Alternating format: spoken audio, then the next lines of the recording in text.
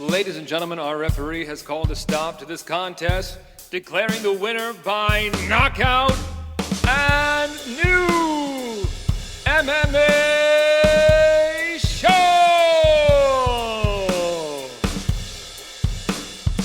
Greetings, ladies and gentlemen, and welcome to another exciting round of and new MMA show. I'm your host, Michael Hansen, and I do stupendous things with microphones because I'm a ring announcer and a cage announcer, and I'm joined this week, as I always am, by my two co-hosts, my two buddies, both of whom bring MMA punditry to new heights.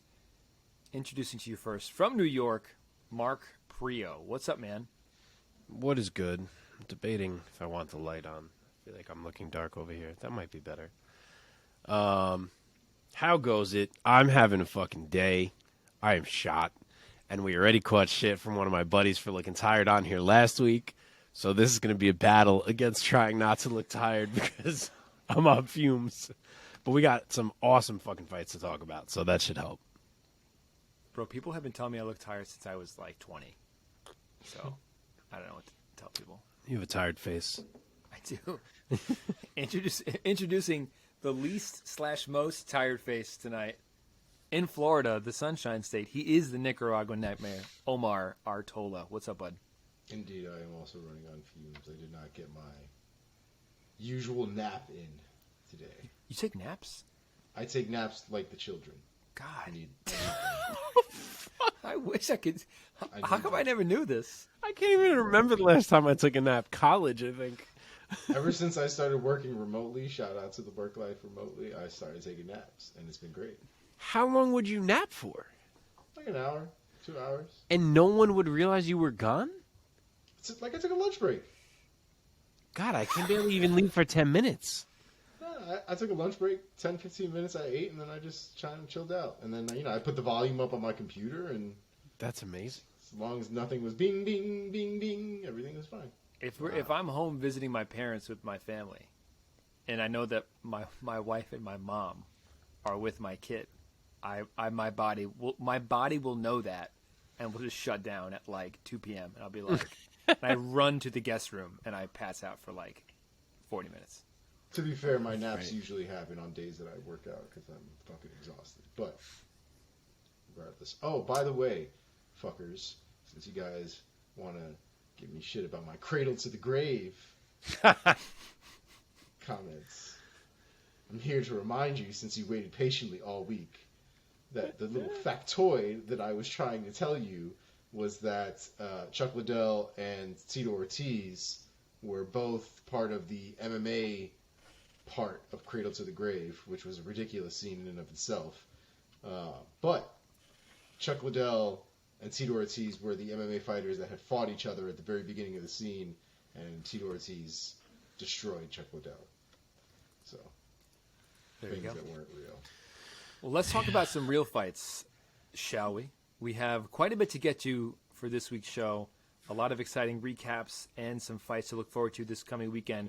We're going to start off, as we always do, with our first segment on the marquee, talking about all of the fights from this past weekend's epic pay-per-view UFC 285, Jones versus Gane.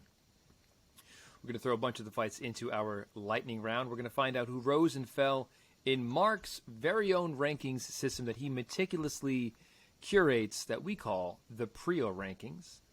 We're going to find out what's new in the world of MMA outside of the cage in our segment Inside the MMA Sphere with Omar. And then we're going to look ahead to this coming weekend's Bellator and UFC action. Bellator 298, Nurmagomedov versus Henderson, and a UFC Fight Night card featuring a very, very exciting fight between Petr Yan and Merab Dvalishvili. And then we're going to end with a little bit of trivia. Before we get to any fight talk, gentlemen, let us first address our audience. If you're watching this on YouTube right now, thank you so much. If you do us a great favor, hit that subscribe button so that you never miss an episode if you've been liking what you've been watching. Give us a thumbs up. That's free for you to do. That would help. Our favorite way of engaging is down in the comments below. If you like any of our takes, let us know. And if you disagree with any of our takes, please let us know down in the comments. We love that thoughtful banter. If you want audio only, we got you there. You can find us wherever you get your podcasts. And, of course, you can find us on social media at @andnew_MMA show in all the places. All right, let's do this thing. Gentlemen, this week the name on the marquee has got to be Johnny Bones Jones, the man himself, who this past weekend, in front of 19,000 plus at the T-Mobile Arena in Las Vegas, Nevada, became himself a double champ in the UFC, claiming the UFC heavyweight title by finishing Ciryl Gane at 2 minutes and 4 seconds of the very first round with a guillotine choke. Mark, let me toss it over to you first this time.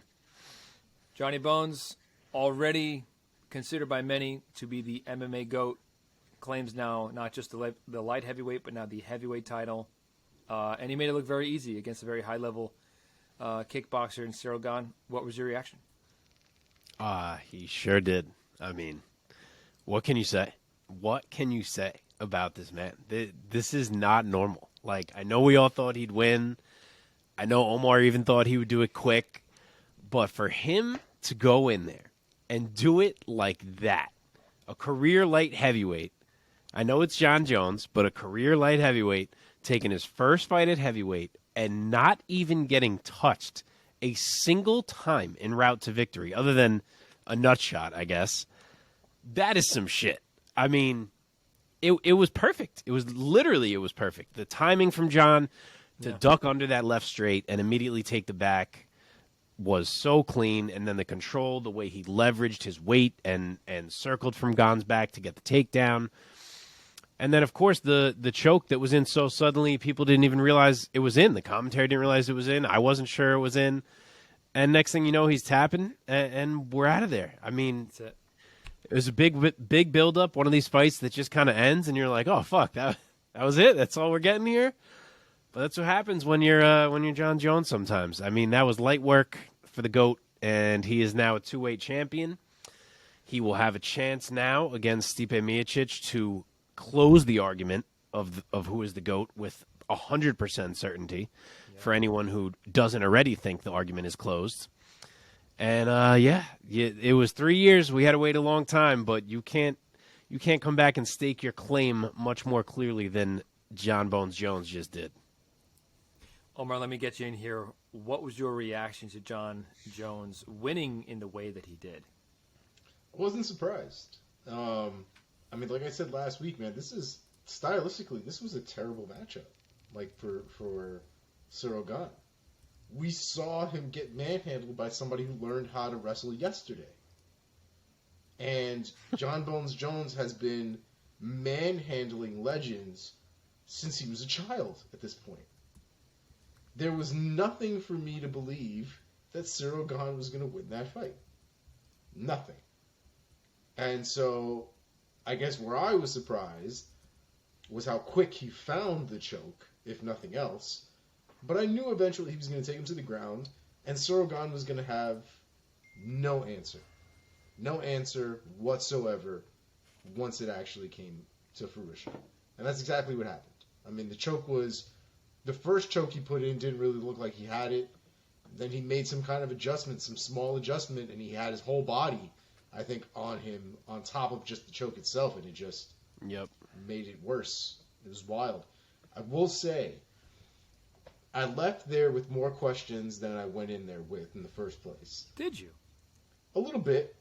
In what regard? Because, well, in the regard that we still haven't seen him in real danger, in a real scrap at heavyweight, right? Oh, okay, like, yeah, nothing, sure. Like, I'm not going to give him shit for it. He did. It was a masterful performance, right? He did what he was supposed to do. But it does still leave some of those questions open, and it kind of makes you wonder, which is why the Stipe Miocic fight is very interesting, because we expect Stipe to put up more of a fight than Ciryl Gane. We expect the wrestling defense and the wrestling credentials of Stipe to play to some positive aspect in the game that he's going to try to employ on John Jones. Oh, yeah. But, man, like, I'm not really sure what the cardio is going to look like from John Jones, right? Like, if we do go into 5 rounds, we didn't really get that question answered. Just a lot of little things that after such a dominant performance, we still don't know. And I was also thinking to myself, does this kind of prove or at least give a stronger inclination that he was just bored at light heavyweight? Because this was a performance where his legacy was really on the line, right? Like, he's fighting for a heavyweight title. Everybody's watching him. He's back. He's the top of the marquee again. There's no fuck-ups as of late or super recent. So I think it was interesting. I think it was just one of those moments that made him excited. And I don't think the what is this man's name? The Maheta? What is his name? Thiago Santos. Santos? Thank you. I don't think the Thiago Santos one really woke him up. I think, you know what I mean? I think he had a good fight. I think he enjoyed it. I know he said he's one of the more technical kickboxers and all this other stuff. But the reality is I think he could have done more in that fight, and he just chose not to. I don't think he felt like he needed to in that fight. And I think it was the same with the Dominic Reyes fight. I don't think he thought it was as close as everybody else thought it was. And I don't think he was motivated for any of them. I think he kind of looked and said, "Who the fuck is Dominic Reyes?" Honestly. Sure. Dom Reyes gave him a really tough fight, one of his toughest. Yeah. Yeah. Yeah, man. So it was definitely a dominant performance from Jones, but I want to see what the Stipe game ends up being, because it makes it for a very interesting fight. And on International Fight Week, headlining International Fight Week. That's Seems about right. Yeah. I mean, the skill sets there certainly match up in a way that is going to be far more intriguing. There won't be any one running over the other in a certain area in that fight. So, I mean, and we've known this for a while. That's the fight. Even when John was rumored to come up to heavyweight, I mean, I guess the Francis one too, but like for a while, everyone was kind of like, why don't they just do Jones and Stipe? It makes so much sense. And like, here, we're finally going to get it now. So we will see. And now the thing that concerns me about Jones in those fights, in any of these fights at this point, is that his ground game is disgusting. Like, even after a choke like that, a performance like that, I don't think people genuinely comprehend how good the kid's jiu-jitsu is. And if you've watched him in grappling competitions, because he's been in a few of them that have been televised, he's disgusting. The strength that man looks like he has is like Khabib-esque. One of those types of guys where after you've rolled with him, you're like, dude, what the fuck just happened? Like, how is he that strong? And I think he does a lot of that stuff. I mean, he made it look effortless. He made beating Ciryl Gane look like he probably had more trouble sparring guys than actually fighting Ciryl Gane. Did you hear that? I mean, props to Chael Sonnen because he called this. But did you hear John say that he was hurt and that he only sparred 3 times his whole camp? No. Yeah, so Chael called it. The first 2 or even 3 episodes of Embedded, John was in the pool. And Chael was like, he's hurt. I'm telling you right now, if he's in the pool this much, it's because he's hurt. You don't see any clips of him going hard in the gym. Oh, wow. He's hiding some type of injury. Right. And John, I don't think John said, now I can't remember if he said what it was, but he said that he'd been dealing with an injury all camp and he only sparred 3 times. And he also said that he felt very uncomfortable standing. That I heard. Because of it, I guess, and that he hadn't got to have as much experience as he wanted standing. But then he kind of said, he's like, I also feel like I might go kind of back to the wrestling going forward. Like, it is my greatest skill, and I kind of stopped going toward it for a bit, and I might just become that guy again. So hopefully he doesn't forget his elbows, man. Like, yes, the wrestling is I don't think he will. Definitely his bread and butter, but the elbows, man, is really what put him over the top. I mean, his elbows, he broke Brandon Vera's face. He did. Yeah. It was nasty. And how about Gane, man? I mean, you can't have a more disappointing outing than that. He didn't even get to try. He didn't even get to do anything. If this guy go home after that fight, if he go home, I missed the last 2 letters there.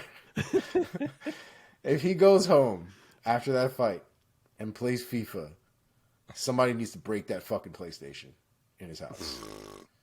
He needs to go back and really watch that shit and really understand. He just got sunned. Like, yes, he's the GOAT and all that shit, but like, you can't just let people do that to you. Look, I think it's also just the difference between Jones's years and years of wrestling experience and comfort in that area and Gane's relative inexperience wrestling. If this was not Pride, what's the kickbox? I'm blanking. K1 Played thing in New York. I'm brain. Warriors Cup. No. I don't know what you're talking about. What are you asking? K1. It was a kickboxing fight. If it was a kickboxing fight, okay. And it was gone. Fucking this went off the rails. If it was just a kickboxing fight, you would expect Gane to be the much more comfortable one. But look, in MMA, everybody called it. Mark, you said it in our text thread offline that a lot of analysts try to get cute with their picks, trying to read into too much, and it's just like, dude, it's just stylistically. And this is not to take any credit away from Jon Jones. It was a mismatch. Yeah. Gane did not have the skill set to go up against Jon Jones. Period. Full stop. I Sorry. also think, to be honest, it was a mindset thing too. And Jon, there was a point during the press conference before the fight where I guess Jon was asked to like kind of talk about what he sees in Ciryl Gane and what he sees, you know, the biggest challenges and all this stuff. And he broke him down pretty easily. He's like, He doesn't have any takedown defense. He doesn't really have any good defense in that area. You know, he's got good kickboxing, but it's not a kickboxing fight. Look, I'm not going to go in there and kickbox him. We all can run into a little bit of trouble with MMA math, but a little bit went a long way this time. When pretty much everybody was like, well, if Francis Ngannou could take down Ciryl Gane and hold him down, Jon Jones is going to eat his lunch.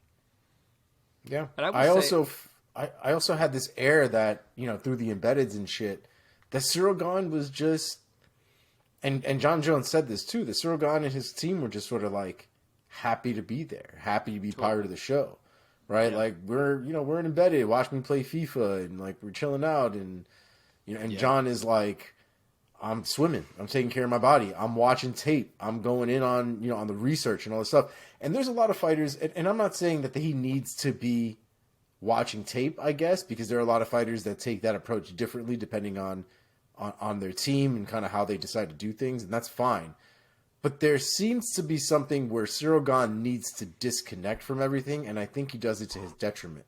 Whereas essentially somebody like Jon Jones, who's 100% in the fight, 100% in everything, he's coming in there to play chess with you, and you're not even playing the same game with him, and it was evident he wasn't ready. It was too big of a moment. Yeah, it would have been interesting to see how Jones would have fared if it was just stand-up, because Jon has done that in the past by attacking his opponent's strengths in certain ways.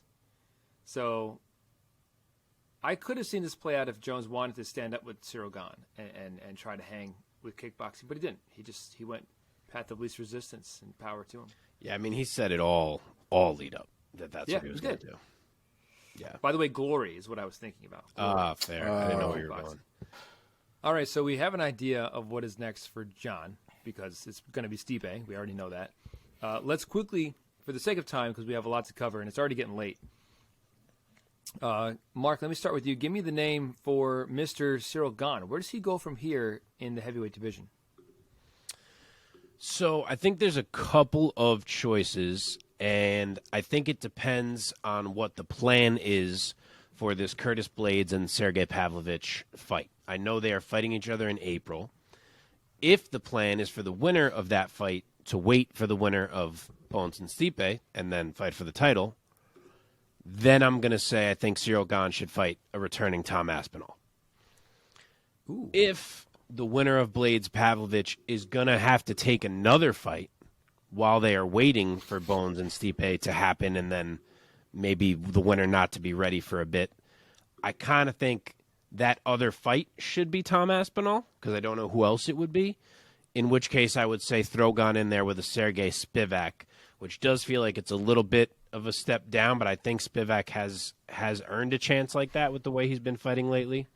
So depending how that number one contender area shakes itself out, I think Aspinall or Spivak. Omar, what about you? Any other heavyweight names you throw out there for Ciryl Gane? Yeah, I kind of knew the Blades Pavlovich fight was going down. I would prefer to see Tom Aspinall come back against Ciryl Gane. I think it's a good fight because Ciryl Gane hasn't fought fucking anybody. Like, he kind of had like a quick rise a little bit. They wanted to paint him as essentially, I think at one point they even said something like the next John Jones or something along those lines, maybe very early on in his UFC run here. I think we knew that wasn't really the case, especially after the Ngannou fight, but he definitely still shows some promise. But I think Tom Aspinall is somebody who will play a game a little bit more with him. I feel like if he fights against Curtis Blaydes, we're going to see the same shit again. I think Pavlovich is going to run over pretty much everybody at this point. But I think Tom Aspinall, especially with the injury he had, I think it's a great return, and it can give both guys the opportunity to put on a good performance. Nice. Okay, let's move on. Congrats to John Jones for not only winning heavyweight gold, but also for earning a spot on our show's marquee. Exclusive. Okay. I know. All right. Other recaps here. In the co-main event, oh, man. If this was any other pay-per-view card, man, this could have been on the marquee. Right, guys? Right, Omar? Listen, I still don't know if has to be is necessarily accurate when it came to the marquee this week, but it will be what it will be. If you're listening to this, let us know if Omar is nuts to think that Grasso should have been on the marquee over John Jones, or if you happen to agree with him and you too are nuts. Well, this one was, marquee or not, an absolute stunner in the co-main event. Alexa Grasso defeated Valentina Bullet Shevchenko by submission via face crank. The official time, 4 minutes 34 seconds of round number 4. Oh my God. Was she getting dominated? No. Was she winning the fight? I didn't think so. And she pulled off this incredible back take off of a Valentina spinning heel kick. And it was electric, man. Omar, let me start with you. Alexa Grasso, your girl, tell us what your heart went through in those moments.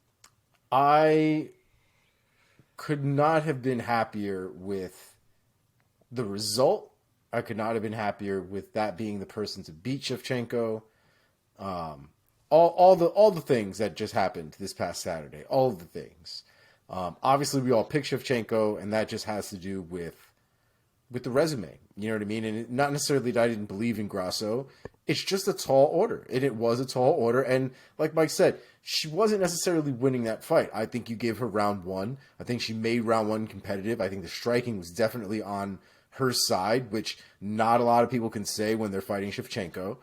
She hit her with some big shots, especially solid 1-2s, and the 2s landed real nice. But Shevchenko switched it up, went right down to the ground, and she was able to control her and kind of work from the bottom, work on the bottom, I should say, in round 2 and round 3. And it seems like the back take off of a spinning back kick to the body was something that they saw an opportunity to capitalize on. And it's literally half a second that it really took for her to do it. And it was beautiful, man. I mean, you don't really see a lot of people capitalizing on little windows of opportunity like that very often, especially at that high of a level. And that's exactly what Alexa Grasso did. She looked fantastic doing it. It wasn't even a choke, but you could see, especially when she let go of the face crank, you could see there was no blood that was moving past that jawline area. And it was very, very, very, very tight. Definitely one of those face cranks where you kind of wonder if she's going to pop my jaw in half. Yeah. So I definitely can see why she was tapping at that point. But it was a fantastic fight, man. A fantastic performance. Grasso really gutted it out because, like I said, she was losing those rounds, those recent rounds up until that point. And Mexico's got a third champion in 2023. Let's fucking go, UFC Mexico. And the first female Mexican champion, no? Yes, sir. Yeah. Female born or Mexican-born female champion. Yes. Wow. Who else was Mexican that was not born there? They just made that distinction specifically for her. I'm trying to think if there was one. Mark, give us your take of Grasso getting this outstanding, stunning upset. Yeah, this fight had a few different, ups and downs on the roller coaster of the story of the fight. I would say, you're coming in thinking it's Valentina, she's this unbeatable champion. kind of a tough matchup stylistically in most people's minds for Alexa. And then she comes out in round 1, and she's winning the striking. Like, Valentina still had some great counters. She was mixing in the kicks. They were effective. But overall, it was going Grasso's way. She was timing more than a few shots where she stepped in with something big. Valentina hadn't reacted. The hand speed was there for Grasso, and she cracked Valentina a few times in the first round right out of the gate and let her know she was in a fight. And I agree. I scored that round for Grasso. But then you kind of come to the next story point of the fight, which is that you see Valentina adjust like we've seen her do to so many opponents in the past. She goes to the grappling. It guides her through the next 2 rounds. She had some really significant moments on the mat. There was a crucifix for a bit. Alexa had some good moments, too, where she was mostly defending well. She, if I remember, there was a guillotine at one point that she kind of had an attempt with. So she was in it. It's not like she was getting dominated, but rounds 2 and 3 went Valentina's way. And you're kind of going into round 4 thinking, is this just how this is going to go? Valentina's going to try to lean on the grappling the rest of the way here. Is there a way Grasso can change the fight? And it happens. One of the most unbelievable, memorable finishes to a title fight that you will ever see. Valentina looks to throw a spinning back kick. Grasso jumps the back and immediately throws in hooks and wraps up a choke, or more so a crank, that she just squeezes for her life. And like Omar mentioned, it's even crazier because she said it was something that they drilled repeatedly because they knew how much Valentina liked to spin, and they thought there was an opportunity there for Alexa to find a moment on the back. And she had one shot at it. She timed it perfectly, put her out. That image of Shevchenko's jawline with a stripe as white as snow countered against like her beet red face was an iconic image. And Alexa Grasso, in a matchup where most people, including myself, as I said on the show last week, didn't think she had the proper tools to overcome Valentina Shevchenko, shut us all up and shocked the world. Yeah. And I couldn't have been happier about it. That's Yeah, what I oh, love yeah. about this. Yeah. That's what I was love awesome. about this sport is like when I'm wrong, I'm usually pretty ecstatic about why I'm wrong. And it's fantastic. I was sad, man. I mean, I'm not a Grasso hater. I'm a Grasso fan for sure.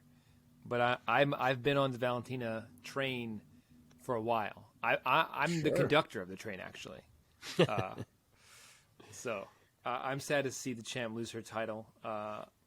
We'll see. We'll see if it's going to be a rematch and how little Valentina spins or something like that. I mean, so there's a couple things, right? Like Valentina, that's Valentina's first, as far as I'm concerned, real loss. Like that's the one where she kind of has to sit down for a minute and go, Dude, fuck, that's true. I didn't even think about that. that girl actually beat me. This is not a, Yeah. oh, cut, they ended the fight, or no, split, I definitely weird beat split. Amanda. Like, Yeah. look at her face. Look at her face. It's Rose. Rose. Might be a little bit more Irish than I was going for. My point is this is the one where Valentina might have to take a step back and be like, all right, somebody got me. Somebody got me for real. Like, we might need to look at some things here. I had another point, but I don't remember what it is now. Maybe I'll say it later. In terms of what's next for these ladies, is it all but confirmed that it's going to be an immediate rematch? No. I mean, the precedent is certainly there. I haven't seen it Yeah. confirmed. I would be shocked if it goes any other way. I'll tell you this. You talk about precedent like you haven't seen Jose Aldo get butt fucked. What? When it comes to rematches? Well, Conor left the division. It's a little different. Grasso ain't going up a division. Conor did a lot of unorthodox things there, and Jose Aldo was left holding the stick. So Connor's going to Connor, man. If it's me, I I'm running guess. this back, and I'm making Manon Fior versus Aaron Blanchfield. In the meantime, I know it seems like a lot of people want Tyler Santos to be in that fight. Personally, I think it should be two fresh faces in Fior and Blanchfield. I guess I wouldn't hate it if it was Blanchfield and Santos. Blanchfield has to be in the number one contender fight, in my opinion. I think she's the most obvious answer. But yeah, I'd go her and Fior. I like it. Like it. Cool. Let's move on. In the interest of time, it's already almost fucking 11 o'clock. Congrats to Alexa Grasso, man. Tremendous stuff. All right. Sure. Welterweight fight that went down at a catch weight of 175 pounds. Another fucking barn burner of a fight. Shavkat Rakhmonov defeated Geoff Neal by submission via bartender choke at 4 minutes and 17 seconds of round number 3. I think great. I stole that from somebody on Twitter. That's very great. After you sent us that image, Mark, I've been calling it the Jody. Did I didn't even send you guys that. You sent that, I think. Yeah, No. I had already seen it, but yeah, you sent it. What's the Jody? Was it me? I think it was you, yeah, that sent it. What's the Was Jody? it me?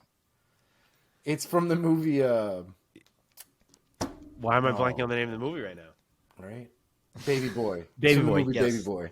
I haven't seen When it. when Ving Rhames chokes out this fucking guy from Fast and the Furious, Tyrese, Oh, Tyrese. and he literally chokes him out the same way. He just gets behind him. You didn't see it when we texted it? Yes, Jeff I remember now. Oh, yeah, Geoff Neal posted it, and he was like, But I damn, never this saw that motherfucker movie. did me like Jody. Oh, that's right. It was Geoff Neal that posted it. That's Anyhow, right. getting back on track. Mark, start us off here with your take of this fight. And Geoff Neal certainly holding his own and giving Shavkat Rakhmonov probably, definitely the hardest fight of his undefeated career. 100%. One of my main thoughts coming into this fight was I have not seen Shavkat Rakhmonov have to sweat or really try that hard. And I was like, will this be the one where we see it? And we did see it. So props to Neal on that alone. But I loved every second of this fight. This was fight of the night for me. And Shavkat Rakhmonov is so good. But at the same time, Geoff Neal would not even think about going away in that fight. Every time I wanted to think like, all right, this is kind of starting to look easier for Shavkat. He's kind of figured this out here. Geoff Neal would just land something flush and remind him that he was still there. And he ended up eating some serious damage as that fight went on, especially in round 3. He really made Shavkat earn it because he was not going away easy. And Shavkat did. He did earn it. That's how good this guy is. He is so calm in striking exchanges. Honestly, maybe too calm. He probably gets hit more than he should be getting hit, if we're being honest. His chin is a little out there. His hands are a little down. It seems like he could be a little smarter defensively, and maybe he will be now because he wasn't really getting touched, and now he was in there with someone who's top level, and now he's seen how he can get touched. So we'll see how he changes that. But just the way he was mixing his levels with his shots, ripping to the body, changing up his timing, changing up his combo count. He had Geoff Neal guessing so often, which is why Geoff Neal was getting hit clean so often. And he was just punishing him in there. And to Neal's credit, Shavkat couldn't take him down either, which was an interesting wrinkle. We know that Geoff Neal has great takedown D, but I did expect Shavkat to get that thing to the mat at some point, and he couldn't. So that's maybe a question raised if you're looking for something about Shavkat's game that maybe is not as dominant as we imagined. But either way, Shavkat looks at him at the end of round 3 and says, all right, I can't take you down. You won't fall down. So I just fucking big man you with a rear naked choke on the feet. And he still gets himself a finish. He was this close to finally having a fight where he didn't get a finish. He had 16 fights, 16 finishes. Yep. And he's like, no. I'll find a way. And just chokes the man out on the feet. So, yeah. Pretty damn impressive from Shavkat. Omar, give us your take on this finish and how it played out and then on the fight overall. The first 2 rounds were elite mixed martial arts. The third round was just a backyard fight. At that point, they had been rocked so many times that both of them, they were both pretty damn tired. And there were moments of that third round that got real sloppy. Even the last exchange that allowed Shavkat to kind of get his back like that. Like a lot of that had to do with just these guys just being gassed. And credit to Rakhmonov for being able to pull off a choke as much as they had both worked at that point. He still had enough gas in the tank to be able to actually complete that choke. It was good, man. Geoff Neal didn't want to tap, man. He was out. He was out cold. Yeah. It was a bad, and people have been relating it to the time that John Jones choked out Lyoto Machida and just kind of dropped him and walked away. It's very similar. It was a bad move, man. It's crazy. Yeah, to me, this fight, it came down to the attributes and why size matters, height matters in most cases. There are the outliers like the Mike Tysons of the world, the Daniel Cormiers of the world, who are on the shorter side and still, creates a recipe that makes him quite dominant. But in many cases, height matters in fighting. Because if, I think Jeff Neal's listed at 5'11 or 5'10, and Rakhmonov is like 6'1", 6'2". I'll tell you If they what, were though, the- man. What's that? Jeff Neal did not have any problems finding Hamzat or Rakhmonov's chin at all. A lot of times that height and He's a stuff good like reach that will, and fast it'll- hands. yeah, it'll play into I was gonna the say ability fast to hands, land that those would- shots. But man, he was finding it all fight. But I'm just saying that in this position that they just kind of wound up in, I think if they're the same exact height, that choke isn't there. Oh yeah, the choke is not there. just not 100% there. agree. Rakhmonov's Sure. just able to just put his arm around his neck as though he's giving him a noogie and squeezes and chokes him out like he's his big brother. Instead. I agree. Anyhow, what is next for Shavkat Rakhmonov? Moves on, gets a finish over Jeff Neal. Omar, let me start with you. Taking a look at the welterweight rankings, if you were the matchmaker of the UFC, what would you do next with Rakhmonov? Probably like the fifth guy we've tried to throw at this kid, but it's got to be Shavkat and Colby Covington. That's the fight. That's the fight to make, and that's the fight that needs to happen. So get to work. Yeah. Mark, any other names? Yeah, I mean, it's the same kind of deal every time we get to the top of this division. It's that there's a few guys sitting there. Colby Covington, we don't know what he's doing. Khamzat Chimaev, we don't know what he's doing. Is he going to fight a middleweight instead of a welterweight? And then Belal, who's kind of like, someone give me a fight. Maybe it ends up being Shavkat. I don't know. I guess if Usman ever lost to Leon, he could even be in play in this mix here because he's going to need to try to bounce back against someone. So, I don't know what the most realistic answer is. I could see it just ending up being Belal if Chimaev and Colby keep being in the wind. But yeah, Shavkat and Colby would be pretty cool. Wow. So a take from Chael Sonnen about Colby was that Colby's not fighting unless he gets number one contendership, and that the UFC is not trying to give him number one contendership, especially if Usman ends up winning that fight. They're not trying to do Usman Colby 3. Do you feel like... See, that's stupid to me. Sorry, Mike. No, go ahead. If he took the Chimaev fight, Colby, when they were trying to make it, and he beat Chimaev, he would absolutely fight for a title and no one would blink a fucking eye. Correct. So how does that... Why Because would you not do that? So, and that's kind of why Colby's having an issue right now, because obviously if Chimaev won that fight, Chimaev would get a title shot right off of beating Colby. No question. But Right? Colby would get it off beating him too, is what I'm saying. Why would he not? Yeah, Because they don't want to give it to him, which is why they But don't that's want what I'm to. saying. They don't want Why? to. They don't want to promise him a number one contendership spot because it sounds like they don't want to do Usman versus Colby. Like if it's Leon, that's fine, but they don't want to do Usman Colby 2-3 because Colby's already gotten beat twice. I know, but what I'm saying is if he beat Chimaev and the UFC said, okay, he just beat Chimaev, he's getting another title shot, no one would say a word about it if he just beat Khamzat Chimaev. So what is the negative? I don't... Maybe that's just what they're going with, I guess. That's know. the narrative they're running with. Are you saying that is it that they don't want to end up with Colby Usman? Or, That's is it the like way it this narrative seems. that like the UFC doesn't like Colby and doesn't want him to... No, holding they him don't back. want to end up with like they don't want to put something on paper where they're obligated to run Colby versus Usman 3. So they don't want to put it in the contract, that this is a number one contender spot and that you will be getting the next title shot of the winner of Usman Edwards. So I wonder if we see Leon win this fight coming up, if you Do see we see Colby it get then? booked right after that. Exactly. That was what my thought was. Or they should just wait. Because at this point, it's what? A week, 2 weeks? If we assume, because I feel like I keep hearing Chimaev more and more get linked to middleweight. If we assume he's going to fight at middleweight, would you rather see Colby fight Belal or Shavkat? At this point, I'd rather see him fight Shavkat.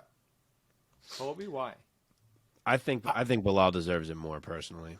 Then I don't disagree with you. I would rather see the Rakhmonov fight, though. against Colby. I don't disagree with you. I think Belal has gotten shafted a couple times now at this point. But I just think the fight for me, especially with having seen this most recent fight and sort of the vulnerabilities that he's shown that he's never shown before, now I just want to see these cardio machines go at it and see who ends up winning. Yeah. Yeah. Yeah, Shavkat's interesting because, like I kind of said this when I was going through the fight. I didn't think he would never be able to get Geoff Neal down. And you think about it, it's like, if that was Chimaev, do we think Chimaev couldn't have got Geoff Neal down? Like, is Geoff Neal's takedown D that good, or do you think Chimaev doesn't have much of an issue with it? Because if that's the case, maybe Shavkat is not quite the wrestler we had been thinking he was. But, like, I don't know. It's just one fight, so I don't want to make an assumption off one fight. But it's interesting what, even though Geoff Neal kind of got whooped, he kind of opened up some questions. I mean, listen, Geoff Neal fought, bro. You can't say that about all his fights. But he threw hands in that fight, so I give him credit for sure. I agree. Totally agree. Any names, Mark, staying with you of what you would do next with Geoff Neal? So I'm struggling, to be honest. I feel like I'm not coming up with a name that I feel like is like, okay, that makes perfect sense. Do that. I almost wanted to say to Omar go first to hear what he had to say, because I don't feel like there's any perfect name. Like I said maybe the Burns Jorge loser. But, like, Jorge's not going to fight Geoff Neal if he's the loser of that fight. Maybe Burns probably would. But, like, I don't know. Other than that, I don't really know what makes sense. The winner of Chiesa and the Leech, maybe? There's not like a perfect answer. Okay. That was kind of my thought, actually, was the winner of Chiesa versus Li Jingliang. Yeah. Yep. Ready to move on? Surely. Let's do it. Okay. In the lightweight division, another great fight.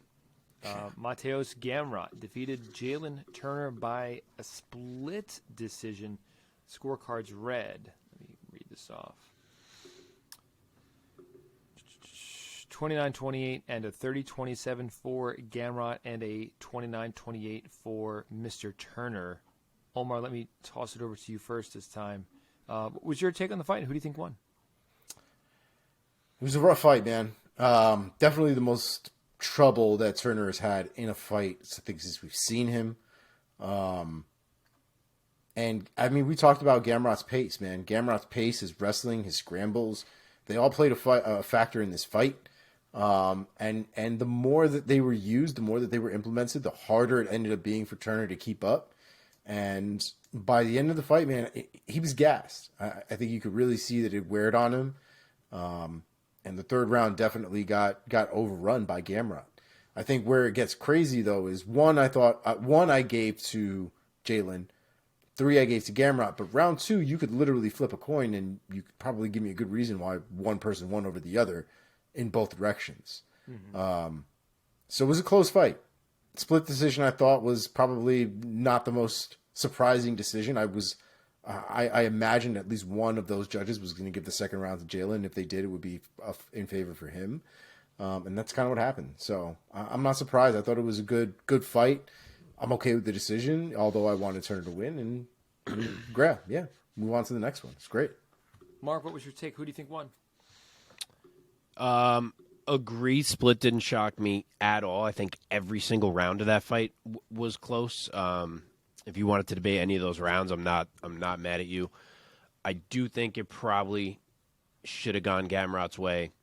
To me, he won round 2, probably won round 3. Maybe I edge round 1 for Turner, but I don't even hate it the other way. And kind of my same take on 3, where I wouldn't hate it if you went to Turner. They were all close, but I edged Gamrot in at least 2 of them. It kind of played out how I thought it might. Jalin Turner, we know he's dangerous. He's got the length. That was troubling Gamrot at times. He would get hit kind of when he wasn't even necessarily set yet. It was like in reset spots just because Turner's so long, and he had to adjust to the fact that jab was landing on him from far. But he did. He has incredible timing on his takedowns. He's a great scrambler. We know this. It's literally what he does. It's what's got him to this point. and we knew it would be some trouble for Jalin Turner. And he fought, he battled, he got up a bunch of times. When he got up, he made sure to do some damage. He dropped Gamrot at one point, but Gamrot was landing his own on the feet too. He was making sure he stayed in it there. And then when he got it down, he was able to do enough. He was able to score enough points. He was able to control enough.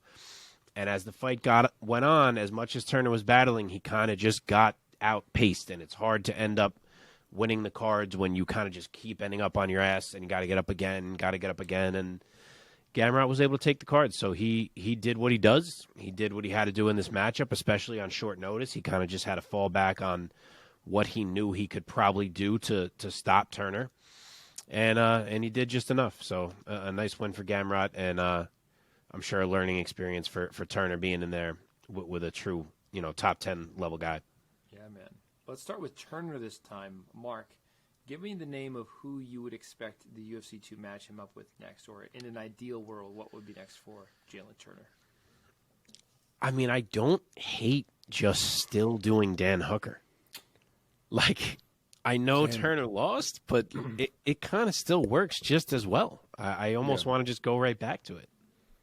Yeah, I was going to say, I think if there's one thing about that Jalin Turner fight, although he lost that fight, proved is that Jalin Turner belongs at the top of this division. I think he belongs and should be hanging with the top 10 of this division until proven otherwise. But he made Gamrot work for that win. You know what I mean? That was a very, very close fight. He definitely had the tools to beat Gamrot in that fight. It just didn't go his way.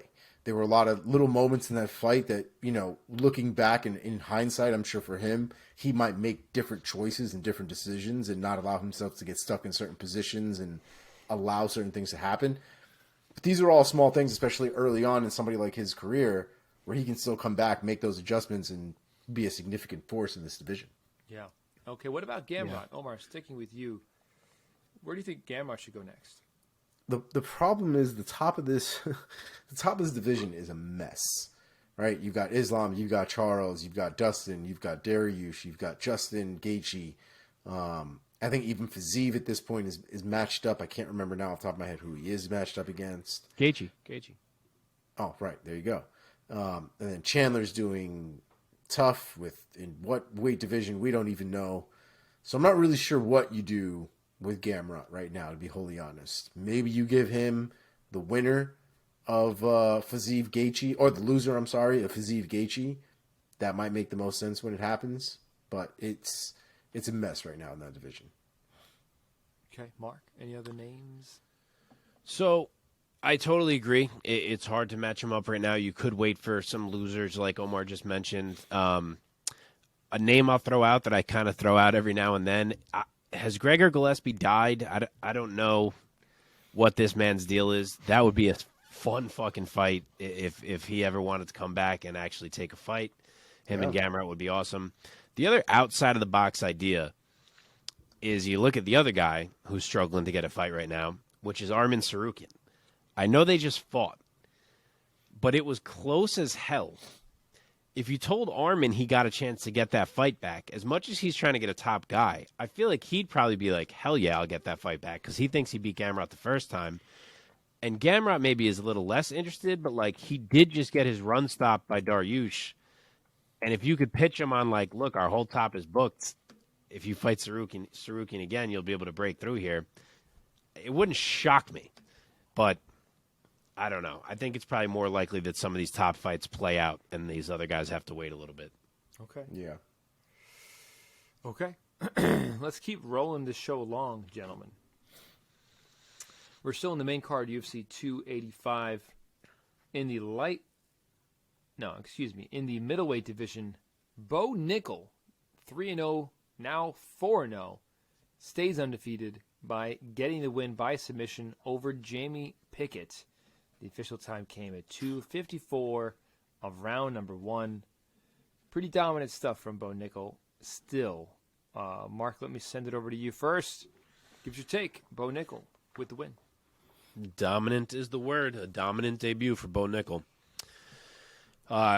It's funny because he actually closed the distance in that fight by falling, which I'm sure was not on his initial agenda, but it worked out. He got his arms around Pickett, And from that point on, Pickett was in deep trouble. He survived for quite a while. He survived some different positions, some different choke attempts, and even for a split second there, I think I even texted you guys, I started to wonder if Nickal was going to burn his arms out because it just didn't seem like the tap was coming. And then kind of as soon as I had that thought, there it was. So Bo Nickal walks out of there with a debut win inside of 3 minutes. I guess you can't say we learned a whole lot. We didn't really learn anything that we didn't already know about Bo Nickal, but we did get more evidence that he is very good. Yeah, man. Omar, what about you? Yeah, I thought it was a great performance. I have Anthony Smith gave some feedback about his performance and about how he's still very wrestly using his jiu-jitsu and how he's not really, the choke was basically something he could have gotten sooner and all this other stuff, which I think is an interesting take. I didn't really get that from watching the fight personally. But I think Anthony Smith is probably more credentialed than I am to look at those little nuances, especially from the ground. So it's an interesting take. It might be Bo Nickal might run into some real adversity later on down the road. I think you had Jamie Pickett at 53 at the time, something like that. Yeah. So I mean, it's about right. I mean, if Bo Nickal couldn't get in at the 50s, then I don't think we'd be really going anywhere, even talking about him really at this point. But I think that's about right, and I think we'll really see where he's at once we start hitting the 30s and the 20s and stuff, and he runs into some real solid competition. Yeah, I've inserted Bo Nickal at number 47 for the time being. And again, for anyone listening that thinks that's wild, like I don't rank based on potential. I rank on what has actually occurred thus far. Okay, where do you want him to rank him? 15? What's wrong with you people? I mean, sometimes in other rankings, like when a guy's a stud, they'll kind of like throw him up high. But I don't mean like 15, but like 30, or I'll wait till he beats some guys. Meh. Only guys like that should be thrown around are people with real resumes. Yeah. Don't you love that he's a middleweight and he's in the same division as Chimaev? I feel like they have to fight eventually. I mean, he's got a lot of work to do to get to that fight. Sure. But stylistically, come on. Yeah. If he gets fast-tracked like Chimaev, not really. Right? Well, I'm saying he's got to beat some guys. He does, but I think not nearly as many as one might think. He might need 2 more good performances, like real solid, 3 or 4 capitalizing performances. I think, and he might be straight. I think 3 or 4. They want him bad up there. They do. I know they do. And on that note, I think that they will think long and hard about what his next matchup is, because I think that still at this point, you want to make sure you don't put him across from a guy who might knock him out.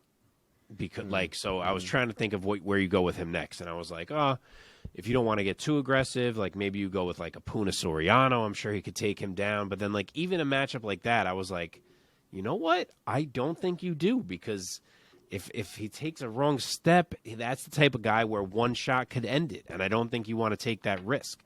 So I actually ended up settling on Wellington Turman because I feel like he does not carry that type of threat. He has grappling credentials. But if Bo Nickal is what Bo Nickal is billed to be, you would like to think he can pass that test. So that's actually the name I ended up settling on for him. Okay. And for reference, I have Wellington Turman as my number 35 middleweight right now. So it would be another, step up the ladder. Okay. I have Andre Petrosky as the next step for Bo Nickal. It's a you got to have a little danger in there, dude. That's more into the fire. You gotta put a little Tabasco on that shit, baby. You gotta just a drop, just a little bit. You gotta make it spicy. He's fighting Petrosian, by the way. You just announced that last week, remember? So he'd have to win that one. Or lose that one, I guess. You could do it either. Honestly, he'd probably have to lose that one for it to make sense. I have no access to all of these fights in one place. And RankingMMA.com, I don't know if this guy is like in a coma or what, but he's not. Oh, yeah, dude. I don't know what happened to Ranking MMA. It's over.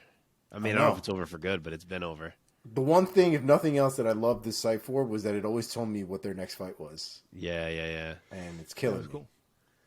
Yeah. Okay, we don't have to, match up Jamie Pickett's next fight. So let's move on to. Sorry, Jamie. R.I.P. Jamie Pickett. Sorry. No disrespect. Ice those nuts, bro. Yeah, yeah, poor guy. Yeah, that was a shitty way to go. It was. Yeah, it was. Okay. One more recap, and then we'll jump into our lightning round. Here we go. In the middleweight division, Dricus du Plessis gets the biggest win of his career, defeating the biggest name thus far, arguably. In Derek Brunson, TKO round number 2 at 4:59, pretty late in the round. Omar, start us off here. What'd you make of du Plessis getting it done? Man, Derek Brunson had such a good first round. Did Derek Brunson things. Took him down. Had some striking going on. And the second round happens. And he's like, I guess I'm tired. And so Derek Brunson started doing dumbass Derek Brunson things. And he got his ass kicked. And it drove me absolutely crazy. When I see Derek Brunson doing that shit, it drives me absolutely up the wall. Just losing? It's not losing. Like, if there's one thing that I've learned watching the guys at the gym, you have to learn how to fight tired. It is an eventuality that you will fight tired.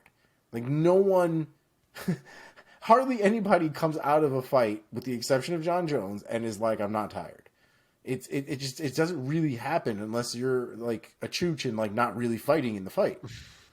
But it's crazy to me that this man only had a round of gas. That's it. You knew you were coming into this fight. You knew what was going on. You knew what was happening. Dricus, I still don't necessarily think Dricus is better of a fighter than this fucking guy. Why am I missing his name now? Derek Brunson. I don't think he's a better fighter than Derek Brunson. But I also don't think Derek Brunson fought for 2 rounds in that fight. And it makes for a very angry reaction to how that fight went. Yeah. When Brunson's cardio goes down, he does look very sloppy. But how many times does your cardio need to explode from the inside out before you run up a goddamn hill or something? Like, if you know this is your problem, then this is the one thing you need to be focusing on. You know what I mean? Like, it shouldn't keep happening over at one round. One round? I know, yeah. His second round of this fight and his previous fight against Cannonier. Like, I don't think it is Mark, purely a cardio thing.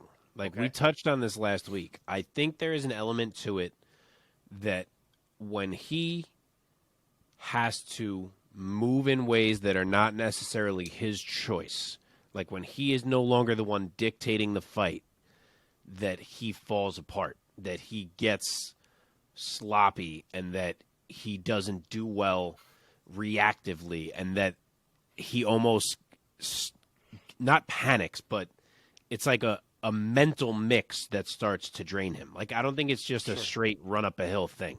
I think there's a mental aspect to it. Bro, he just stopped fighting. That's what I mean. Stopped fighting. That's what I mean. It's crazy. And he out-grappled du Plessis in round 1 for sure. Du Plessis did well to defend. He never made it easy, but he out-grappled him. And then the biggest moment of round 1 was probably Brunson on the feet. He had that really nice flurry where he hurt du Plessis a bit. But then, we get into round 2.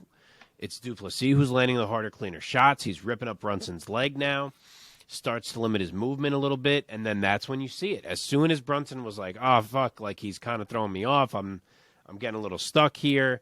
My leg's starting to hurt. He was just like, I don't know. It's hard to explain. Like, if the fight is not going exactly how he drew it up, it seems like he just... Again, it's like a mental physical mix to me. It just goes out the window, and it happened again here. We called it, at least I don't remember if we all did, but a couple of us did, and and he got hit hard by a bunch of shots too. In his defense, there was a lot landing clean, but it was a big one for du Plessis. Tough first round. He fought back. He kept his usual relentless pace. fought through even though he looks tired like he always does. And he just put it on Brunson until he broke him. And that's a big win for Dricus to really break through here. Yeah, Du Plessis is he also does not have the best cardio, but I will say Du Plessis is the best tired fighter. He's the best. He has the best cardio of bad cardio guys. So I know we've been making that point about him a lot, that he always looks tired but somehow just fights through it. Rogan made a point on the broadcast. I don't know if you guys heard it. He said that he was talking to Du Plessis about it, about how like you always look really tired in there, but you just kind of keep fighting. What's up with that? And Du Plessis said that he's not always as tired as he appears, that he badly needs surgery on his nose, that he can barely breathe through it, and he keeps putting it off. So he's always kind of trying to huff and puff through his mouth. Oh. Well, that's not a great way to breathe. So yeah, I wonder if it's just deceptive visually. And that's why we're like, man, he really looks tired, but he kind of keeps throwing, and that would sort of make sense.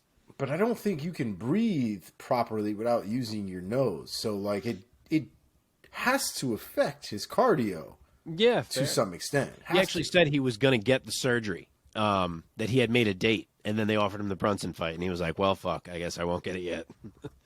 So that's how you do it, is you're fighting Brunson on a pay-per-view, or at least a card that includes a pay-per-view, and you're like, I could beat Brunson.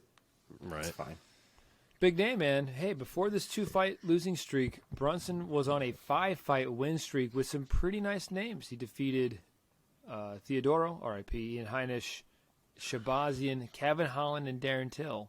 He also has wins over Lyoto Machida and Uriah Hall. And before this, just to belabor this point one more time, before this 2-fight losing streak, he only lost to Adesanya, Jacare, Anderson, and Whitaker. So, like, he had only lost to the best, and he was on a 5-fight win streak, beating some good names. It was like, ooh, maybe Brunson is, like, really top tier here. These last two losses, guys, bad losses. But, dude, he is top tier. But whatever has happened, he's not... If he was fighting and he looked terrible or something, or like somebody looked better than him, that would be one thing. But he's just not doing shit. Like, whatever is going on in his head that is stopping him from fighting is the problem. It's not his technique. It's not... I'm sure he knows what to do in those situations to an extent, right? He's drilled it. I'm sure he's got the fight IQ. But, Mark, you might be right. There might be some sort of sports psychology IQ thing going on there that's not allowing him to really do what he needs to do.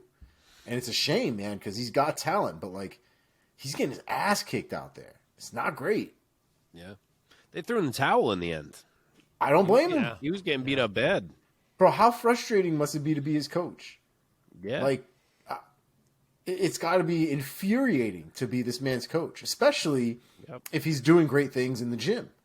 And you get to the center stage, and it's like, what the fuck's going on? Like, what is happening here? Dude, and these last 2 fights ended very similarly. He looks horrible on the ground, too. Like, when he's tired, he looks like somebody is murdering him. Like, his arms are just in the air. He just looks like he's trying to do any and everything to move, and his body just doesn't work. I hope something happens with him, man, because that is not it. It's not it. All right. Do we match up Du Plessis? We didn't yet. Give me a name quick, Mark. Let's move on. I mean, he's in this kind of top grouping of middleweight that has existed for a while now. Obviously, you have Izzy and Pereira still fighting, but there's been this bunch at the top of middleweight for a minute here. Vettori, Cannonier, Costa, Strickland, and he's now in it. So, obviously, Vettori is booked for a fight. The other 3 are not. I don't know how these bookings are going to shake out. I know Dricus was already talking like he should get a title shot. I think that's a little much. If it's me, he's in there with one of those 3 other guys. Cannonier, Costa, Strickland. One of those 3. Whew, any of those, I'm down for it. Yeah, Omar, Strickland is my choice in that of that little entourage. Strickland to Du Plessis, wow. I think Strickland destroys him. I think Strickland. Wow. I think Strickland absolutely destroys him. I don't know, man. But Du Plessis is such a tank. He is. But like, he just keeps winning and finishing. I'm not sold, kid. I'm not. like even this Derek Brunson, the actual performance itself, like it looked like he was lucky to have gotten rounds 2 and 3. You know what I mean? Like I don't come away from there like, oh, Dricus was dope. Like it was more like fucking Brunson was mids, and it was just really sad. Yeah, but really sometimes sad. there's fighters like that, dude, who never leave you saying like, wow, this guy's unreal. And then they're like fighting for a title, and you're like, "Fuck! Like, can't believe this guy got here, but here he is." Yeah, like, yeah. Dricus is kind of being that guy right now. Perfect. The good matchups, a little bit of luck takes you a long way. Yeah. All right, let's hop into our lightning round. Thank you. What the fuck was that? Is That that? was a lightning sound. That was a shitty lightning sound effect. Why'd you do it when Omar does it though? We have lightning effects in post. What is Oh, this yeah. cheap Do that? shit?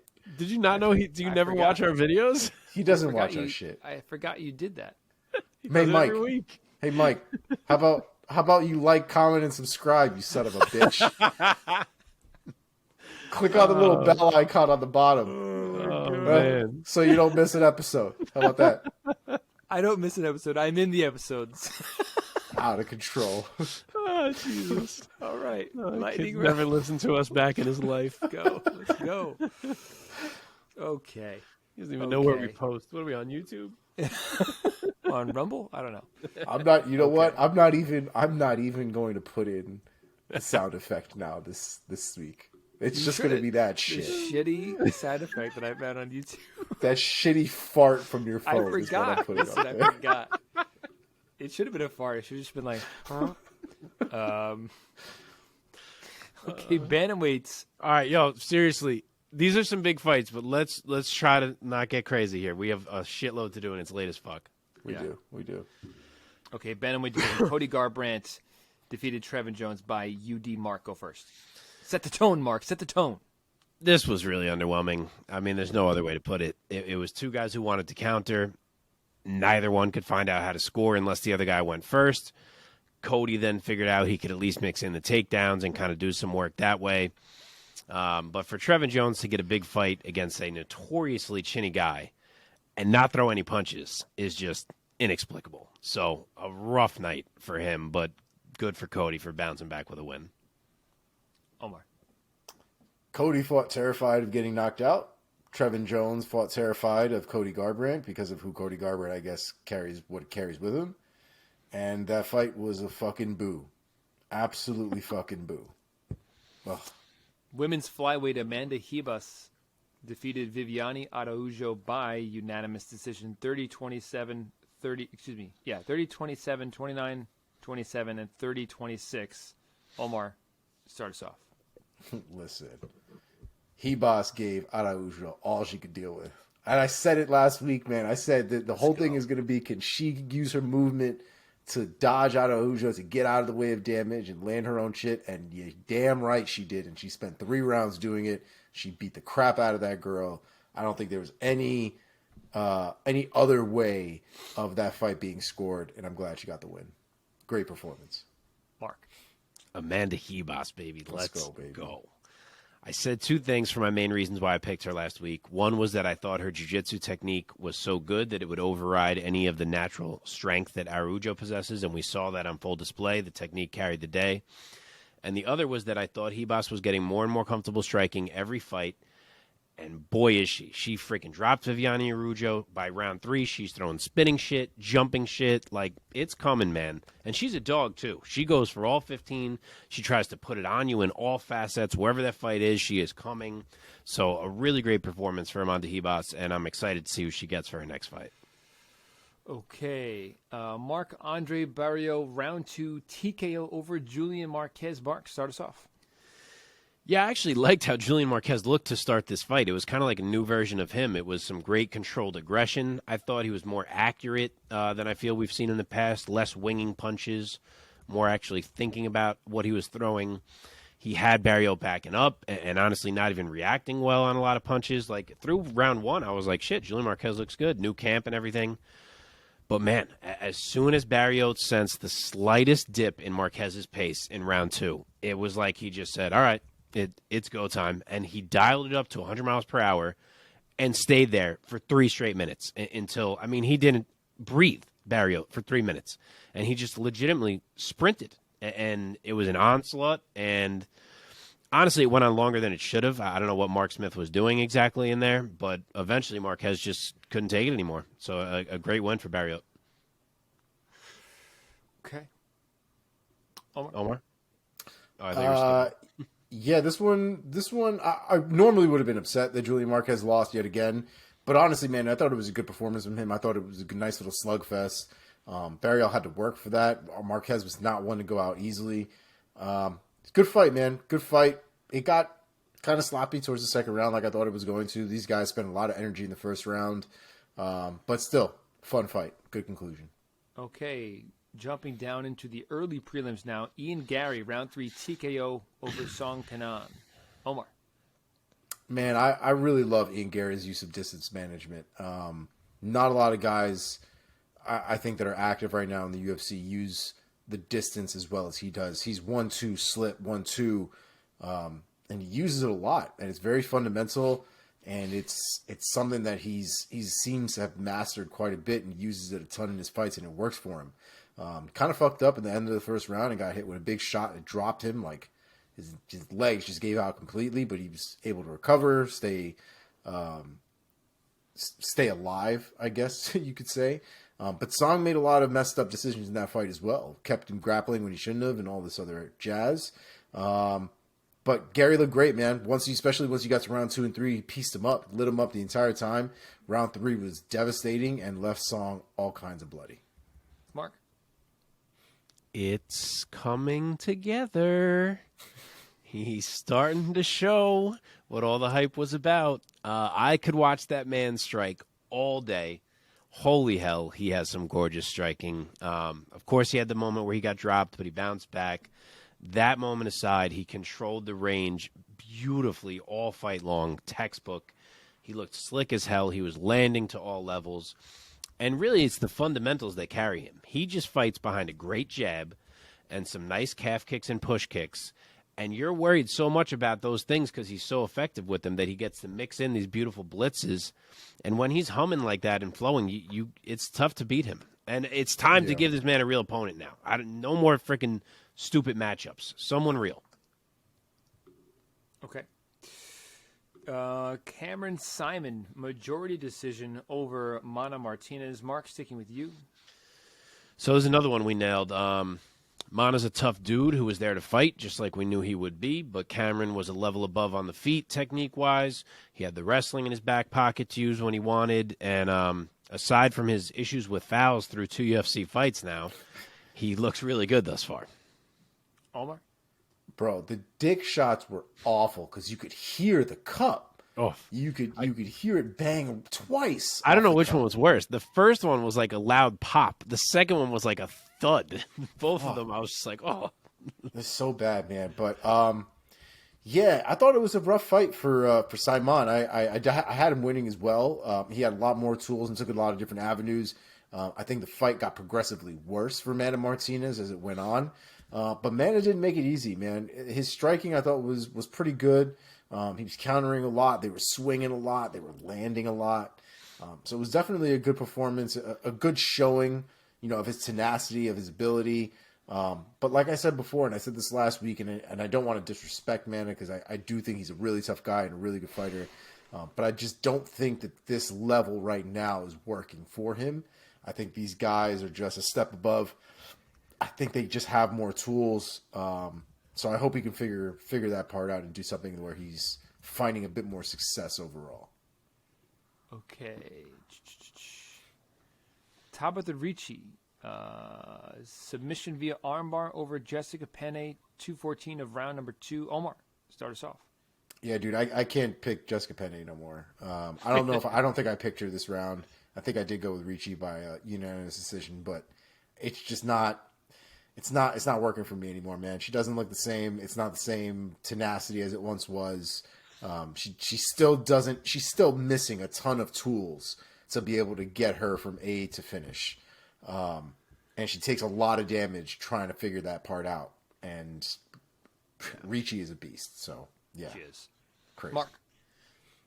Yeah, I mean, Penn is 40-something years old. I don't think it's going to change for her at this point. I think she is who she is for the most part. But Tabitha Ricci packs a lot of power in a small frame. Not punching power, but power in clinch positions and 50-50 positions on top. She can really make herself heavy, and her technique on her throws is beautiful, too. She hit more than one in that fight. And the way she took that armbar, oh, my God. Like, that was a moment for Ricci right there. A breakthrough performance for her. Nice. Two more. Farid Basharat, unanimous decision over Damon Blackshear. Mark? Farid fights a lot like his brother, to be honest. He doesn't seem to be the same threat striking-wise that Javid is in terms of the danger. But the rest of the game is very similar, I feel. Similar wrestling, similar grappling, similar use of the striking, minus the power, I would say. He wasn't a tough fight here. I said it last week. Blackshear is good. I knew he wouldn't be an easy ask, but Farid was able to lean on the wrestling and the grappling and edge this one out just enough, and he was in some trouble at the end, boy. He was stuck in that triangle. If there was 5 more seconds in that fight, I wonder what would have happened, but he survived, and he gets a nice win. Omar? I think some of it, too, is that he got a little lazy at the end there. I think he kind of thought he had it. And, he'd been playing around his guard for a minute, and he didn't really worry about it. Yeah. And next thing you know, he's trapped up in there, and you're right. Another couple seconds, that boy might have just went out, tap or not. Yeah. It was a good fight, though. A good showing from Basharat. I didn't really see anything super outstanding, if we're being wholly honest. I thought Blackshear had a lot of good moments on the bottom, especially using the butterfly guard and really being able to pull off a couple of different sweeps and changing the control that Basharat had.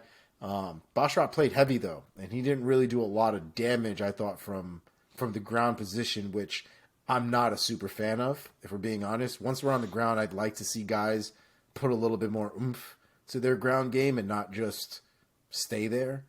So I think if there's one scratch that I found, it was that for Basharat. Okay, last one. Loik Radzhabov defeats Esteban. How do you say his last name? It's not robotics. I don't know what's happening. That was an autocorrect. It's Roybovics, I think.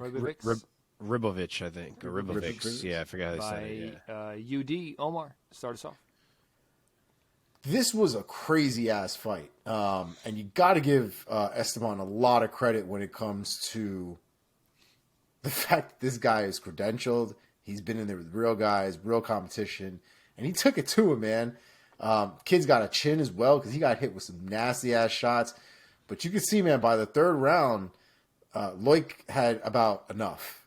Like he was, he was. If you told him maybe let's end this fight early, he'd be like, "That's great. Let's do that." He was done. Great idea. He won that fight. I'm not going to dispute the decision. I thought it was a fair decision. I think this was a great showing for Ribovics. I hope to see more of him. If we're being honest, I thought he was super dynamic, very flowy. I think the power is really what edged it out. But even his ground game and his wrestling and stuff like that, I thought was pretty damn legit.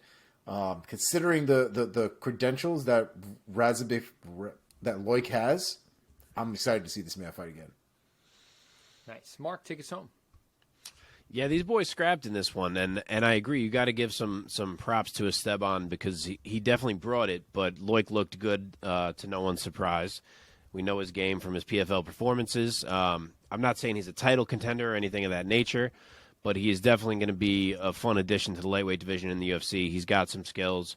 He's willing to get in there and fight, as you saw in that one, and he gets a nice debut win. And that does it, gentlemen, for our lightning round this week. Double down, huh? I was like, oh, he's not going to do it the second time around. And here he goes. This fucking guy. Shoot. I had to. All right. Let us put a bow on this one. This UFC pay-per-view by finding out who rose and who fell in Mark's very own rankings system, the Priaulx Rankings.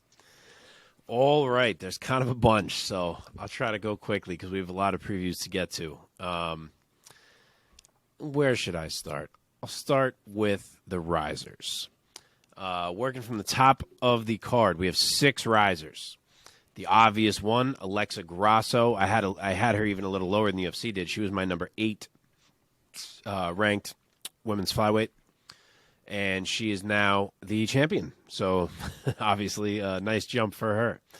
Next one down, Shavkat Rakhmonov. He was my number 10 welterweight. I've now bumped him up to my number 6 welterweight on the back of the Geoff Neal win, so not a huge move, but obviously a significant one as he continues to move up the ranks. Same exact boat for Amanda Ribas. She was my number 10 women's flyweight.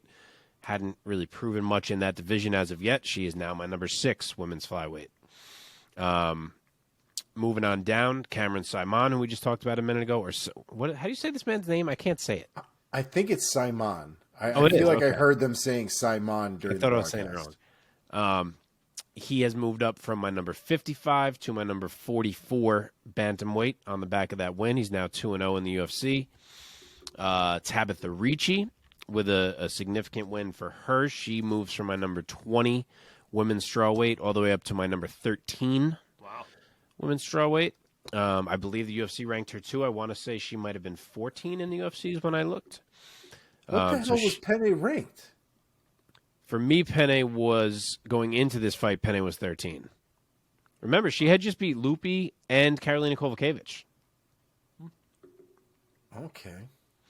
And then the last riser, Loic Radzhabov, who we just talked about a moment ago. Obviously, he was not ranked. This was his UFC debut. But he's one of these guys who I've put a little bit up the ladder because he has fought guys in the PFL who we know who have wins over guys in the UFC, that type of deal. So when it's that type of scenario, I will put you in a little higher. He debuts as my number 40 lightweight. Then we get to the fallers. There are 3. Trevin Jones falls from my number 22 to my number 26 bantamweight. Rough showing for him. He actually has a losing record in the UFC. He has some quality wins, which is why he is this high. But not a great night for him, so he tumbles a few spots. Derek Brunson, the UFC did not bump him down much. I've dropped him from number 7 to number 12 in my middleweight ranks. 2 rough performances in a row. A lot of his wins over guys who are not necessarily relevant at this time anymore. So he takes a bit of a tumble down to number 12 for me. And then Jessica Penne, who we just mentioned, I had her at number 13. She now falls to number 17 in my women's strawweight rankings. And that concludes this week's ranking update. A lot of moves. Tried to run through it quick so we can keep it going. Omar, I expect you to do the same with the sphere. Yes, indeed. However, real quick, where does this Esteban kid jump into your rankings? Because I got to say, I was super interested in him out of that fight, for being honest. So he's 0-1. So I don't rank anyone who's 0-1 over anyone who has won yet. You know what I mean? So he is he's a lightweight. So there are 72 lightweights in the UFC who have a UFC win. So I currently have him at number 75. Damn. But obviously his loss was to Loic Radzhabov, which is not a terrible loss. So assuming he can get a win in his next one, he has a chance to make a bit of a jump. Yeah. Cool. Okay, Omar, take me. it away. Dope. You're up. I actually don't have very much as it was for this week anyway. There's been a slow. It's been all John Jones all week. Everybody, I think, has been waiting by their radios and by their iPods, not really, iPhones and whatnot, to see what shenanigans John Jones was going to run into. And stay ready, stay vigilant. You never know when you need to run to Vegas because he's thrown somebody off of a building or something. So, with that being said, there's not a ton of news in the cycle, so let's jump right into it. Benson Henderson came out in the news today during one of the press conferences leading up to this weekend's card, talking about retirement. And after his next 3 fights in Bellator that he is contracted for, he will be putting his career on hold, or finished, I guess, his career at this point. And the main reason is so that his wife, at this point, can focus on her career. Maria Henderson recently signed a multi-fight contract with Bellator, and so he's basically said, she's basically taking care of everything since I started fighting, taking care of the kids, doing all that stuff. And I think it's time for me to step up and do that stuff for her now so that she can live her dream and live her career and time is not favorable to either one of us, and she's not getting any younger, and it's time for her to do it. So I respect it, man. That's pretty fucking dope. Not a lot of people do that in their marriage. That's pretty awesome, honestly. Yeah. Next on the list, they were talking pretty heavily about Conor and Chandler to Dana White, trying to get any little bit that they could out of him. Basically, there was a bit of a report about how McGregor and Chandler were very respectful when they first got there, very chill and all this stuff.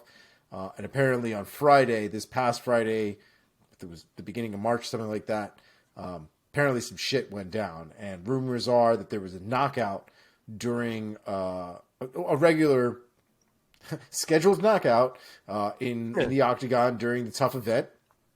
And McGregor apparently entered the cage and shoved Michael Chandler in the cage, which led to a quote-unquote heated confrontation.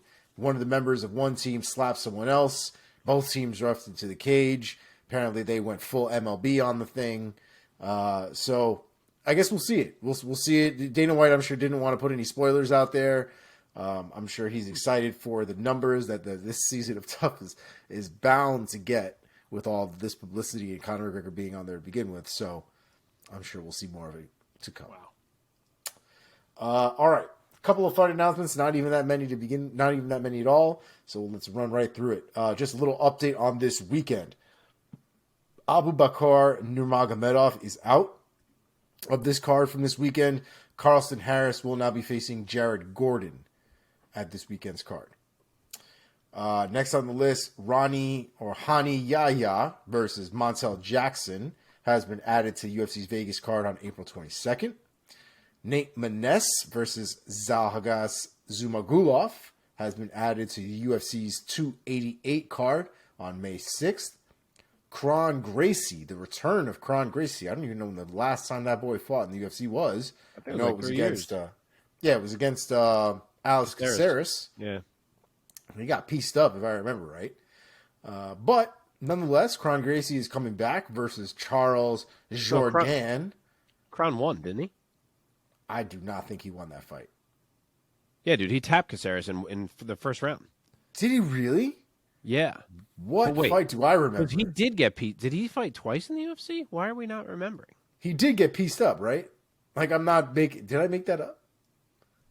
Dude, I could swear he tapped Alex Caceres early. I feel like he got pieced up. Now we're going to need to Google it. But let's move on for really quick. He tapped... Okay, yeah. He tapped Caceres in the first round, and then he got pieced up by Cub Swanson. Cub Swanson. We are forgetting the Cub Swanson fight. Where did that happen? Where? Yes. I just closed it, but hold on. Let me open it back up.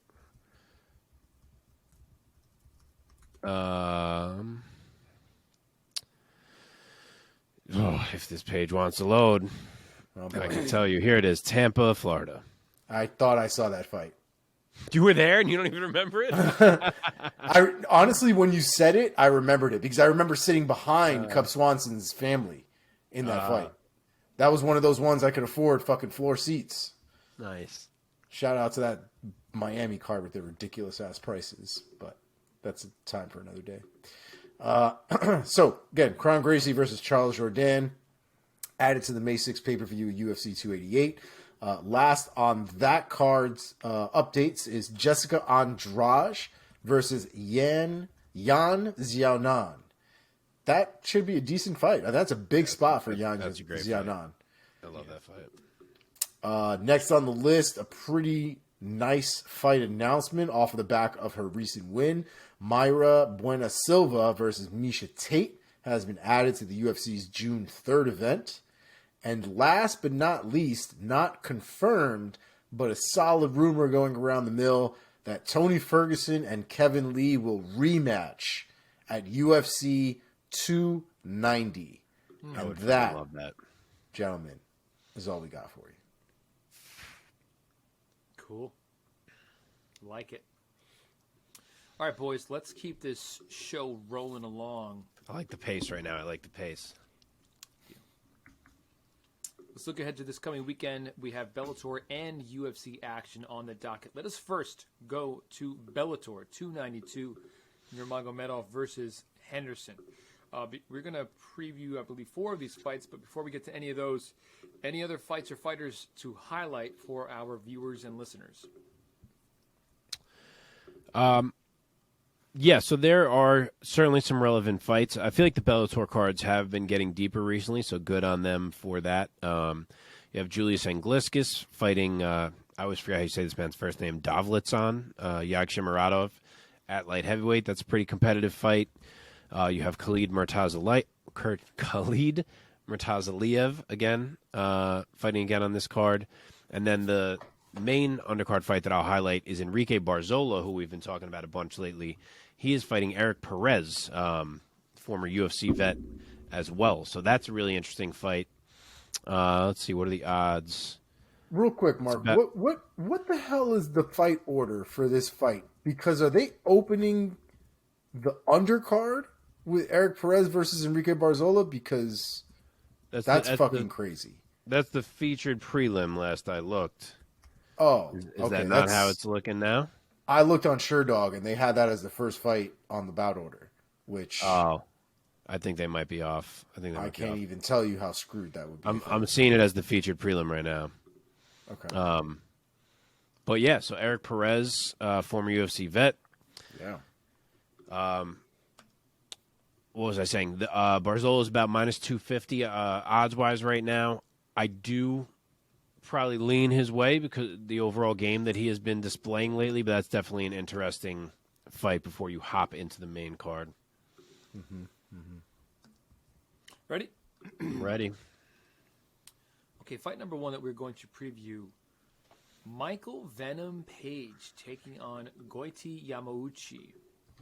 MVP Michael Venom Page, really needing no introduction. One of the most popular fighters on the Bellator roster. The 35-year-old Englishman out of London, 20-2 as an MMA professional. Might not think he has that many MMA fights because he's known really as a kickboxer. Only 2 fights on his record to Douglas Lima, and his most recent fight, a losing effort in a split decision against Logan Storley.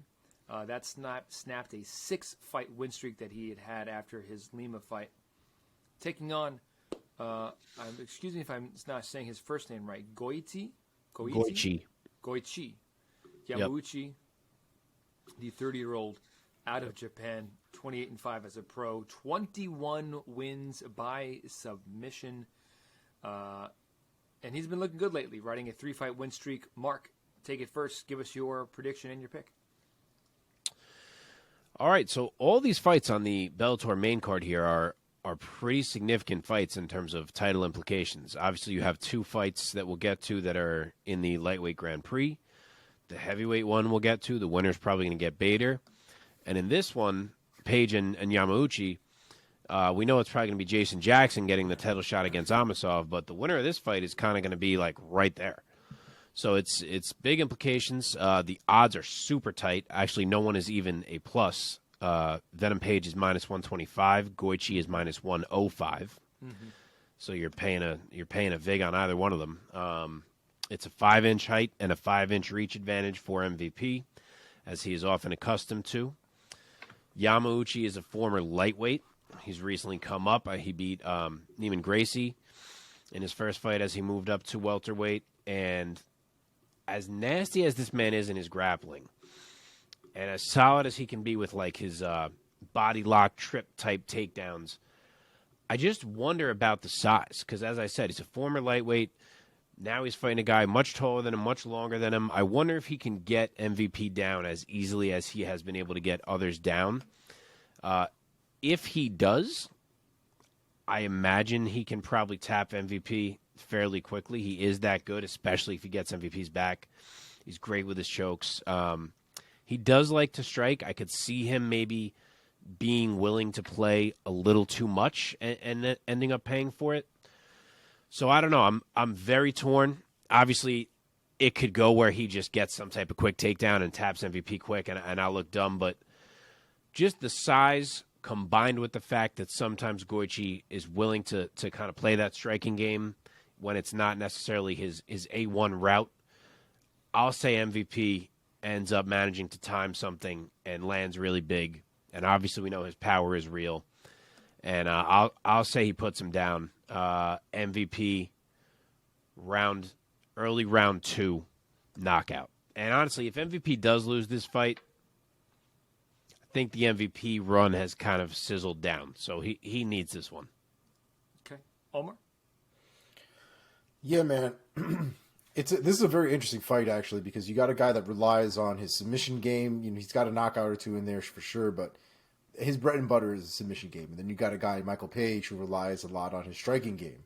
And again, while the man might have a couple of submissions here and there, his bread and butter is his kickboxing game. So it does kind of call into question as to who's really going to get off first. Because if Yamaguchi can take it to the ground early, it's very possible that he ends it quickly. If Michael Venom Page is able to keep the distance like he's... Excuse me. If Michael Page is able to keep the distance like he generally is able to most of the time, he might be able to catch Yamauchi with something in the first round. I think there is going to be a bit of a feeling out process for both men in the first round. I do think whatever fireworks happen is going to be either in round 2 or round 3. I'm going to go with KO Michael Page round 3. Yeah, I'll echo you guys quickly and say that it's stylistically, it's one of those classic MMA style matchups, striker versus a grappler. Yeah, I mean, I obviously know Michael Venom Page much more than I know Goiti Yamauchi. So I have to go with Michael Venom Page. I think he's young enough and still bouncy enough that he's going to have a significant speed advantage on the feet and obviously a tremendous striking advantage. And every round starts on the feet. So I'm going to say that Michael Venom Page is going to get another highlight reel knockout, I'll say, in the first round. Omar, I started reading something. I actually missed your pick. What'd you say at the end? KO round 3, Michael Page. We all went Page, huh? Wow. Let's see how dumb we look next week when he gets tapped. Okay. In the Bellator heavyweight division, Valentin Moldavsky taking on Linton Vassell. Moldavsky, 31-year-old out of Russia, 11 wins, 2 losses, 1 no contest. 7 wins by decision coming off of a no contest against Steve Mowry. That fight ended by accidental eye poke. Standing across from him will be the Englishman, Linton Vassell, 39 years old, 22 wins, 8 defeats, 1 no contest. He will be riding a 4-fight win streak coming into this weekend. Most recently, a TKO over Tim Johnson. Omar, start us off this time. Give us your quick breakdown of this fight and your pick. So this is a rematch. These two men have been in the cage once before. Moldavsky walked away with it the first time, and I think he does it again. I think the tools that Moldavsky brings in a fight like this, especially his ground game, his takedowns, I think they're just going to be too much in the end. I think he can rely on them a lot more than Vassell has to repel that game. So I'm going to go with Moldavsky by unanimous decision. Mark? This is another one where I'm really torn. The odds don't agree with me on this one. Moldavsky is minus 310. Linton Vassell is plus 240. As I mentioned, the winner here will be getting Ryan Bader. At least that is what the assumption is. That's what Bellator has seemed to imply. It would be a rematch either way. He's fought both of these guys before. In this fight, Linton Vassell will have a 3-inch height and a 5.5-inch reach advantage. So that is definitely a factor.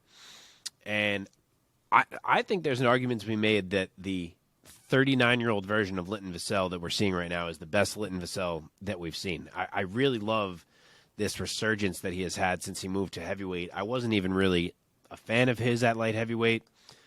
When he moved up to heavyweight, his first fight was Valentin Moldavsky. It was a close fight. Moldavsky took it 2 rounds to 1.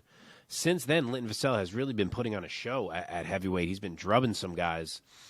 And I think he's live here. I think his size could potentially help keep Moldavsky off him. And if he ever got on top of Moldavsky, he is just so friggin' heavy on top that I wonder if he could pull this off. I can't get myself to pull the trigger, though, simply because Moldavsky obviously can wrestle his ass off as well, which helps to counter what Vassell does. And I do think the more dangerous striker is Moldavsky. We've seen Linton Vassell have to weather some storms on the feet before he can drag it down. So we know he can be hit, and I think Moldavsky can. Honestly, if I was him, I would really just try to make this as much of a striking fight as I could. Plus, I trust his pacing and cardio more as the fight goes on, especially once we hit the third round. So I think Vassell's live, but I will say that Moldavsky takes a unanimous decision. Interesting fight here. They're both heavy hitters. I like the power differential with Vassell. I'm going to say that he is going to get him out of there and hand him his first knockout loss. Wow. These things do happen. There's a first for everything, people. I'm going to say round 1 knockout for Linton Vassell. Wow. Would be big. Yeah. I'd like to see someone look really good in that fight so we get a little hype on whoever's about to be fighting Bader. Yeah, that'd be cool. Okay, lightweight division. Bellator. Grand Prix time. What's that? I just said Grand Prix time. Yes, sir. Bellator lightweight Grand Prix, that's right. And it's Tofiq Musayev, the Azerbaijan 33-year-old, 20-4, taking on Alexander Shabily, the 29-year-old out of Russia, 22-3. Musayev coming off of a win against Sydney Outlaw back in July with a finish over Outlaw. And Shabily riding a 7-fight win streak as a professional, 3-0 in Bellator so far coming into this weekend. Mark, staying with you, give us your prediction and your pick for this fight. All right, so this is probably the best fight on this card, in my opinion. The odds are pretty tight. I actually didn't know who would be favored here. It's Shabily. He's minus 150. Tofiq Musayev is plus 120. Musayev is probably the more established fighter kind of on the world scene. He has beaten Patricky Pitbull before over in Ryzen. He's fought guys like your boy Cruikshank over in Ryzen. He's got a lot of quality wins. His one loss in any recent years was to Roberto D'Souza, who we just saw fight AJ McKee. Comes to Bellator, knocks out Sydney Outlaw in seconds. So he is established. Alexander Shabily is a guy who was maybe a little less known. He kind of came over from some of the Russian leagues, and he is now 3-0 in Bellator and has kind of, not shocked everyone. People knew he was good, but made everyone wake up and pay attention to just how high level he is. So it's an interesting clash here now. Style-wise, too, Shabily is dangerous on the feet. He wants to grapple first, though. Musayev, I would say, is the opposite. Can grapple, would rather bang. I think the question is really just what the level of takedown defense is that Musayev has, because if Shabily can get this down enough, I do think he will take over this fight. If it comes down to the striking, Shabily will be live. Don't get me wrong, the dude throws knees. He's dangerous, but I just think that the volume and the power from Musayev are more there, and I would favor him. Mm-hmm. So it just comes down to the takedown D for me. I like Musayev. I kind of want to see him do this. Might be influencing my pick. I'm going to say he can stuff enough and finish this thing. If it goes late, I think it probably means Shabily took it over. So I'll say Musayev ends it in round 2 with a TKO. Oh, great fight. Omar. Yeah, man, this is the fight that I personally am having the real trouble picking.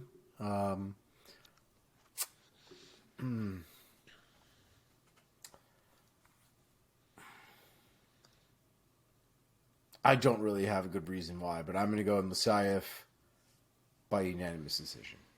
These guys, they're both very, very good. They're both very dominant. Usually, when they're in there, they're very flowy. They're also very tenacious. These guys don't like taking steps back or being forced to take steps back, and that usually leads to a lot of fireworks down the line. Tell us the odds again, Mark. Shabily is minus 150. Musayev is plus 120. It's close. Yeah. Do you guys know what Shabli's nickname is? It's I can't say it out loud. I can't Perez pronounce it. Paris Vet. Perez Vets. You know what it So means? you know that is a proprietary laser weapon in Russia. Paris Vet. Cool. Kind of fights like that. It's a good nickname. Omar, what was your pick? Musayev by unanimous decision.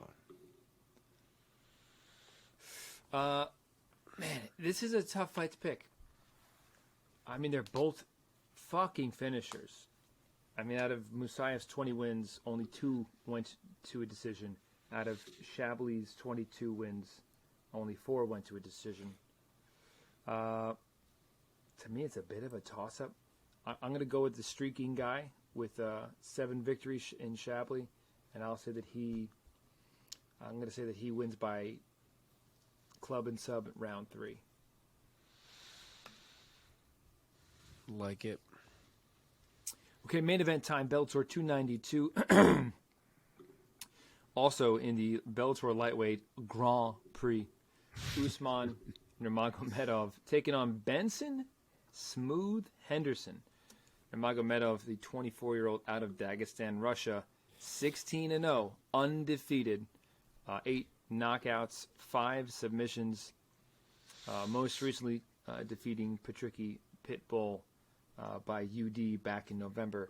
Benson Smooth Henderson, really needing no introduction. Former UFC lightweight champion, 39 years old now, out of Glendale, Arizona. 30-11 as a pro, 5 knockouts, 9 subs. Mark, start us off. Give us your breakdown of this fight and your pick. Real quick, the odds for this Yeah, you want to guess? have got to be fucking stupid. They have to be. They're probably far apart. Usman's got to be like minus 800, and Henderson's got to be like plus 550 or something. Double those. What? What? Wow. Usman's minus 1,800, and Benson is plus 1,000. Is that legal? Holy Christ. Yeah, which I think is maybe a little bit silly, to be honest. As much as Benson has been up and down, the dude's still been winning, and he's never an easy out. So that's a little crazy to me. I'll just note that these 2 Grand Prix fights that are on this card are not on the same side of the bracket, so the winners of these will not be fighting each other. They're each on a separate side of the bracket, and they'll find out their opponents at a later date here. So, yeah, Usman, huge favorite. Obviously, Usman is the champ.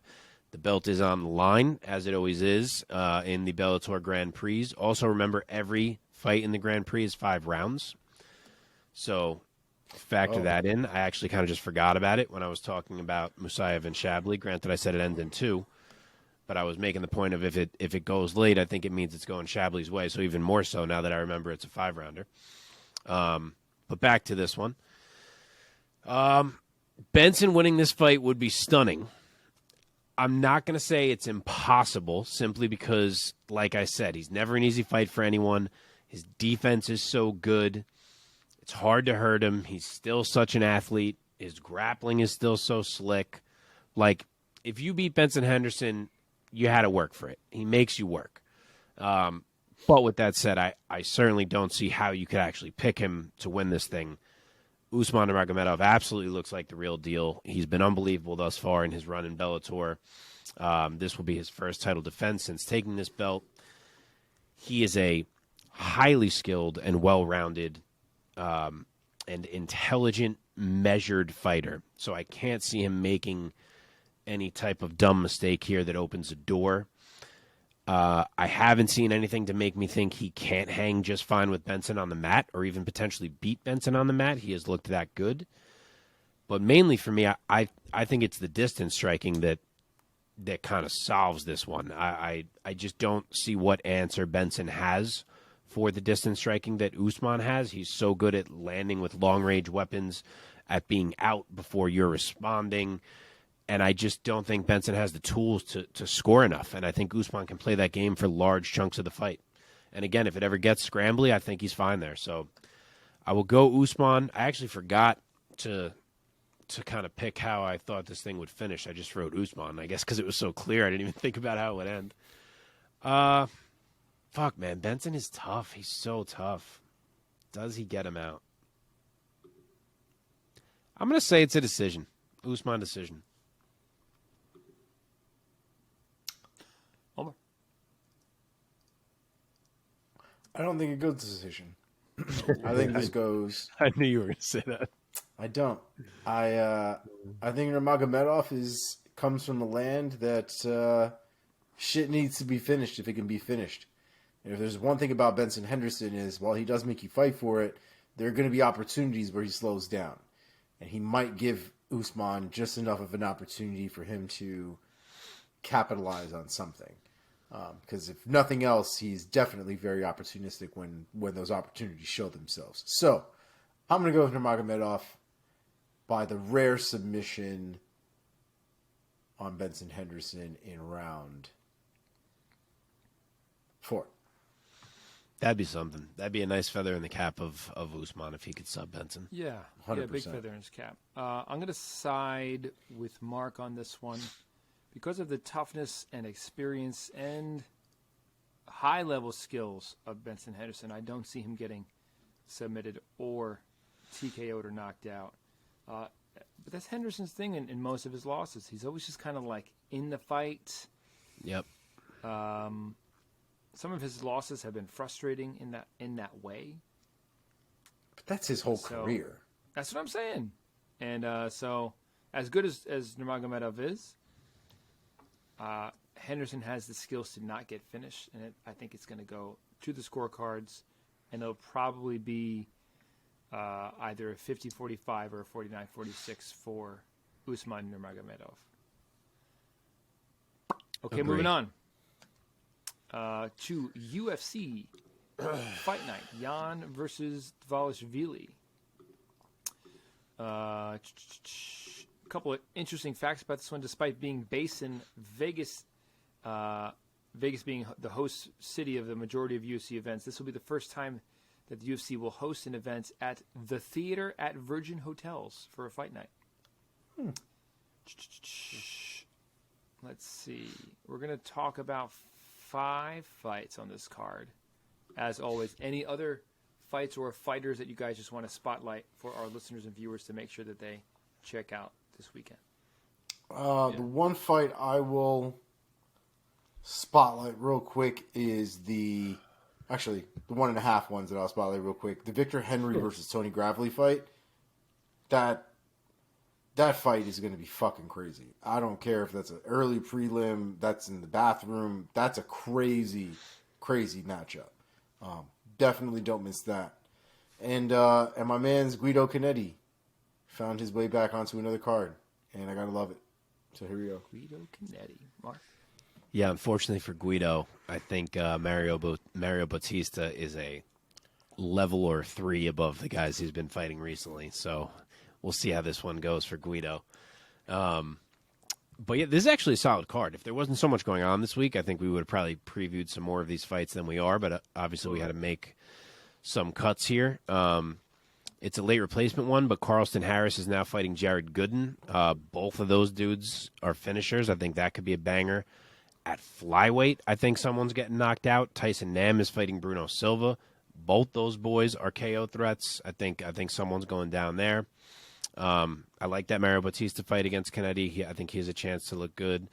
And also, Ricardo Ramos, we're not going to do his fight here, even though he's on the main card. He's fighting Austin Lingo, so it's a little not the most buzzworthy fight ever, but Ramos has looked really good lately, so another guy to definitely check out.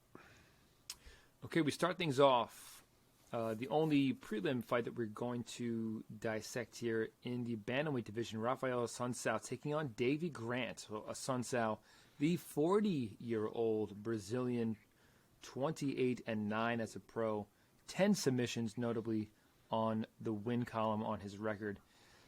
He got back finally into the win column after a 4-fight losing streak by defeating Victor Henry by decision back in October. And he'll be taking on the always exciting, dangerous Davy Grant, the 37-year-old Brit who is 14-6 as a pro with 4 knockouts and 8 subs on his record. Only 2 of his wins making it to the scorecards. He's coming off of a win against Louis Smolka back in May of 2022. Omar, start us off with this one. Give us your thoughts on this fight and ultimately your pick. I think it's a very interesting fight. We all know that Afsansao has had some rough times in the last couple of years. He had a bit of a losing streak up until he ran into Victor Henry, where he won a unanimous decision. A good fight for sure. Davy Grant is kind of an up and down fighter. He's an aggressive fighter. And I honestly think that's going to be his downfall against Assunção. I think Assunção's hands are too heavy. I think they're still too quick. And I think Davy Grant puts himself in position sometimes, especially walking forward, where he may not be the best defensively. I think there's enough time in this fight that Assunção would, one, be able to take or keep Davy Grant off of him in the event that there was any kind of takedown. But at the same time, I think he's going to end up landing big leather on him at some point throughout those 3 rounds. So I'm going to go with Assunção by KO, round 2. Mark.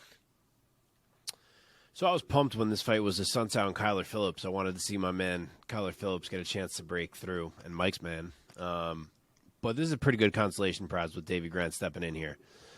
Still a good fight. Davy Grant is 3 inches taller. He's going to have 2.5 inches of reach.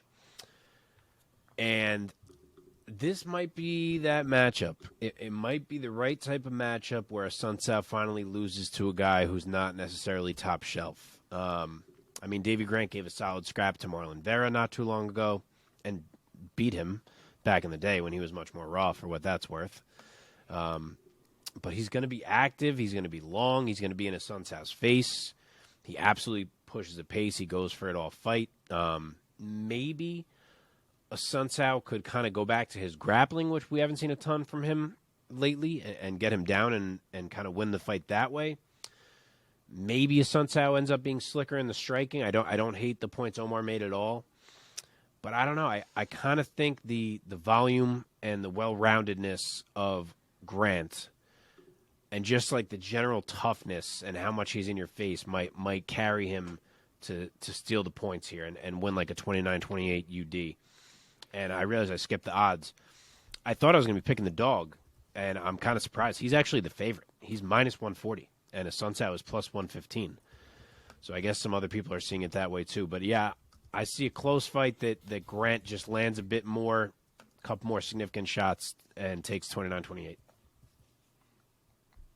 29-20 for David Grant. And Omar, you took Assunção? By KO, round 2. Assunção by KO. I have the opposite take. I'm a big fan of the firepower of David Grant. I have been since I started watching him. I'm going to take Davy Grant by knockout TKO. I'll say round 2, Omar. I feel a little dirty, to be honest. Why? The Assunção's good, but something about this matchup, I don't know. I only got a couple words to say to you, Mike. Vamos, hey, vamos, hey, vamos, hey. Okay, moving on. Another Nurmagomedov, this time Said Nurmagomedov, taking on Jonathan Martinez. So Nurmagomedov, the 30-year-old out of Dagestan, of course, 17-2 as a pro. If you fight out of Dagestan, you're not allowed to have like more than 3 losses. They kick you out of the state. Yeah. If you have more than 3 losses. He is riding a 4-fight win streak coming into this weekend. Jonathan Martinez, he is streaking as well. The Dragon out of Plainview, Texas.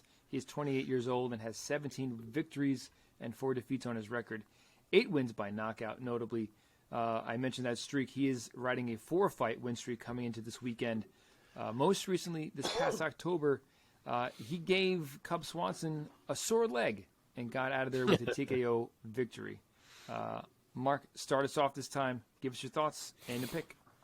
Ooh, baby. This is one hell of a fight. I love this matchup. A little surprised at the odds. I thought they'd be a lot tighter. Said is minus 255. Jonathan Martinez is plus 200. They're the same size. They are both incredible strikers. They've both looked great as of late. Martinez is probably the more damaging striker here, simply because of his kicks. But Saeed is going to be the better wrestler. He's the greater submission threat. So it's really interesting how the different ways this thing could play out, and I really am torn. The real differentiator for me when it comes to trying to pick this fight is looking at who Jonathan Martinez has fought. So this run, if we look at just the 4-fight streak that he's on, for example, it's over Sviad Lazishvili, who I honestly don't even remember who that is, if I'm being honest, Alejandro Perez, Vince Morales, Cub Swanson. None of those dudes move even remotely at the level that, say, Nurmagomedov moves. I can't speak during this preview. None of them control range the way he can. None of them are close to as fast footwork-wise as he is. And I think that may have Martinez not looking quite as effective as he has looked in this run. I just don't think he lands as much as we're accustomed to seeing. I think Saeed can maybe pick at him a bit, frustrate him. I think he could then even mix it up if he wants. And if he does that, if he gets a takedown or two, I think the striking opens up even more if he has Martinez trying to think about the takedown, especially if you ever caught a kick or two of Martinez that ended up in a takedown. That could really change how this plays out. So I just think there are more avenues for Saeed, and as dangerous as Martinez is, that's what tempts me to go that way. So I will say Saeed, 29-28 UD. Omar? I don't hate it. I do get the feeling, though, that Martinez, I think after that Cub Swanson win, regardless of where you think Cub is now in his career or any of those other little tidbits you might want to pull up, I think that win against...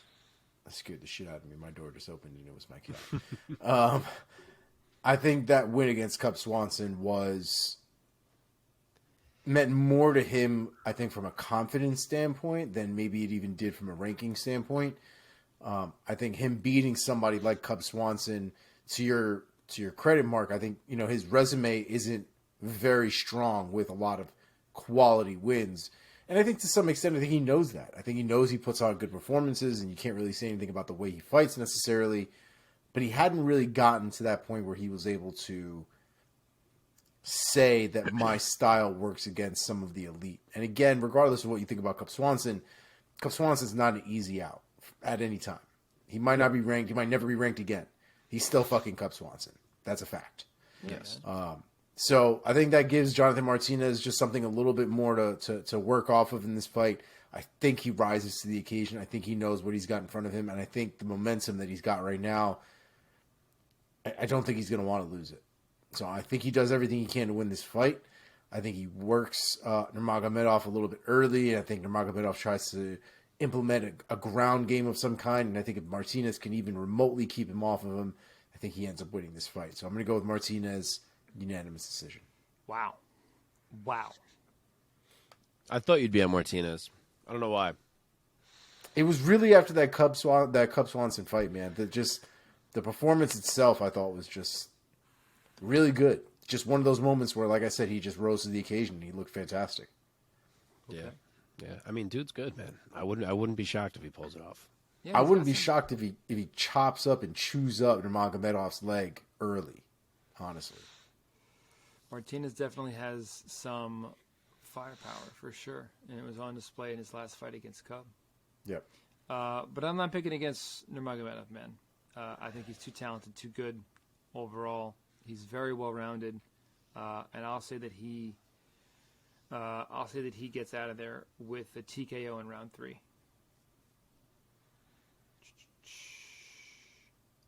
Let's go to the featherweights. Oh no, we're not doing that shit. Are we? No, we're not. No. Skipping that. Yep. Let's now go to the fight that was supposed to headline its own fight night 2 weeks ago, in being Nikita Krylov taking on Ryan Spann. It has now been inserted in the middle of this main card for this fight night. So here we go. Only 14 days later, these guys are still going to square off. Nikita Krylov, the minor 31-year-old out of Ukraine, Back-to-back wins against Gustafsson and Ozdemir. Ryan Spann, Superman, 31 years old, out of Beaumont, Texas, 21-7 as a pro. 6 knockouts, 12 subs on his record. Also coming off back-to-back wins against Cutelaba and Dom Reyes. Omar, go first. I can't remember for the life of me what I picked last week. So here's what I will say. I know The who you week picked, before. at least. I did pick Ryan Spann. Yeah. Pretty sure I'm picking Ryan Spann again. But I have this feeling he's going to catch Krylov. Krylov is a really good fighter. He is very well rounded. But Ryan Spann, man, I've been a big Ryan Spann fan for a while, for better or worse.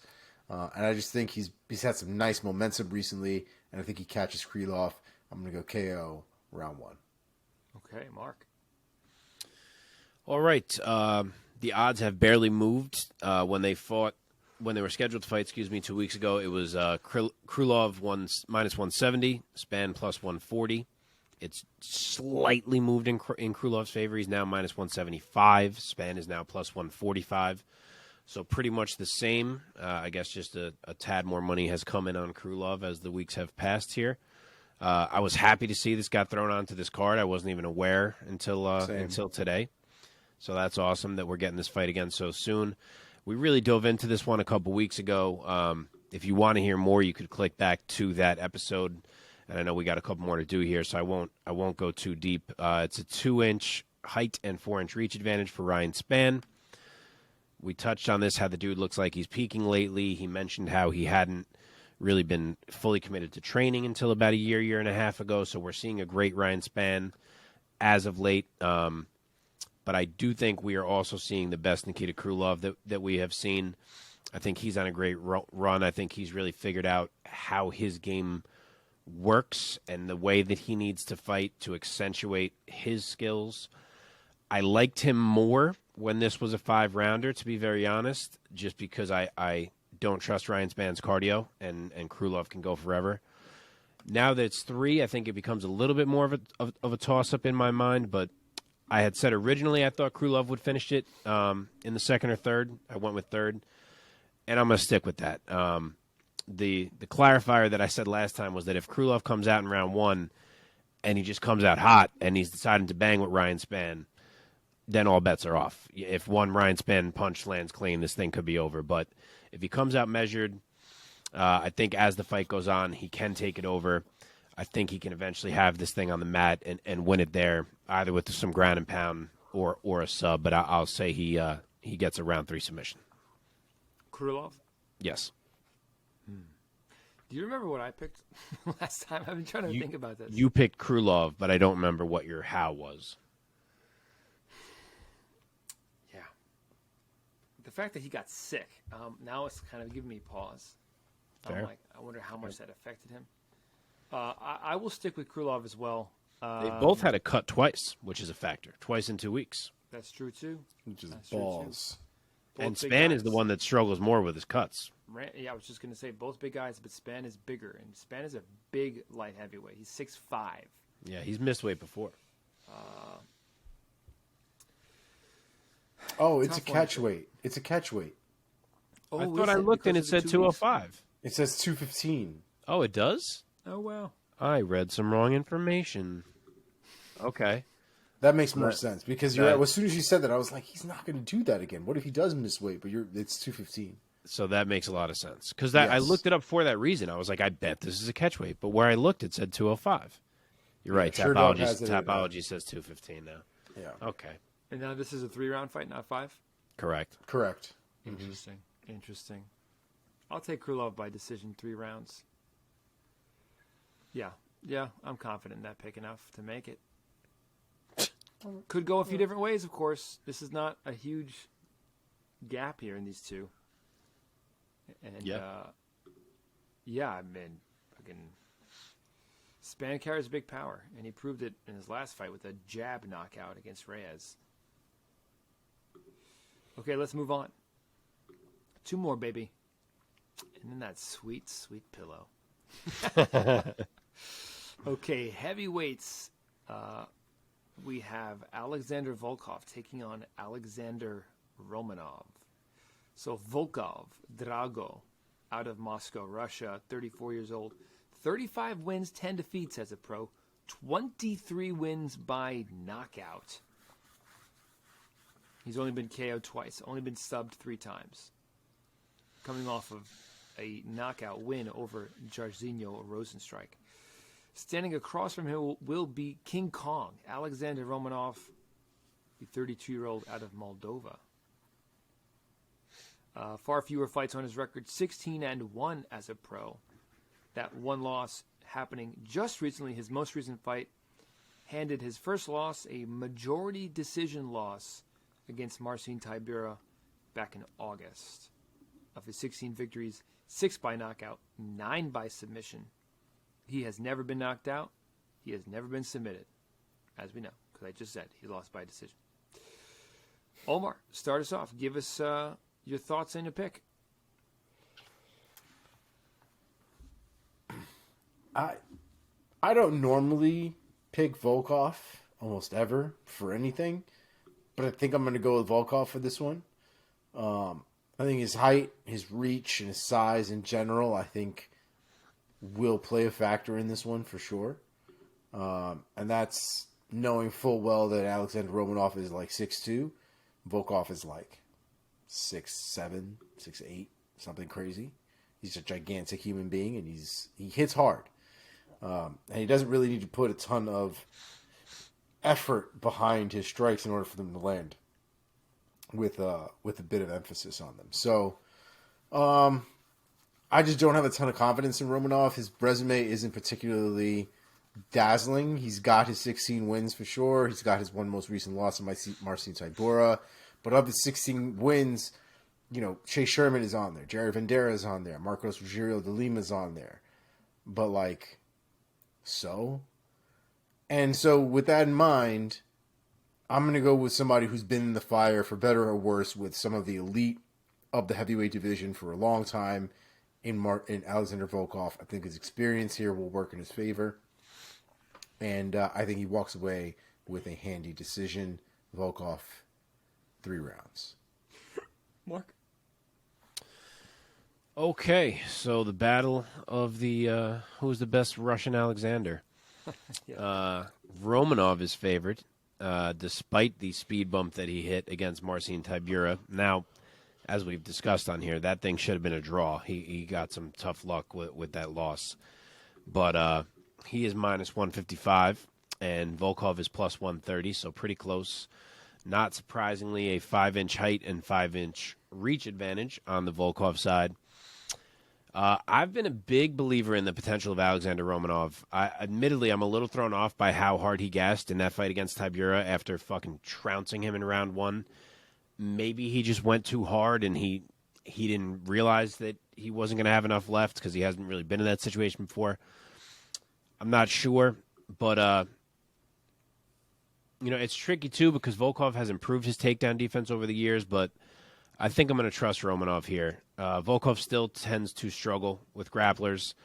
You look at his losses to Curtis Blades, to Tom Aspinall, and I think Romanov is capable of taking advantage of that. I would also like to think he's focused on the cardio and will maybe adjust his pace a bit. And, it'll be tough for him when he's on the feet with the reach for sure. He's not the striker that Volkov is at all, but I just think he can find an opportunity for a takedown here in round 1. He's so powerful, and he starts so strong in all his fights that I think he'll drag it down there. And I think once he is down there, it won't be that hard for him to tap Volkov. Plus, this is in the small cage, I'm pretty sure, because it's in this tiny arena.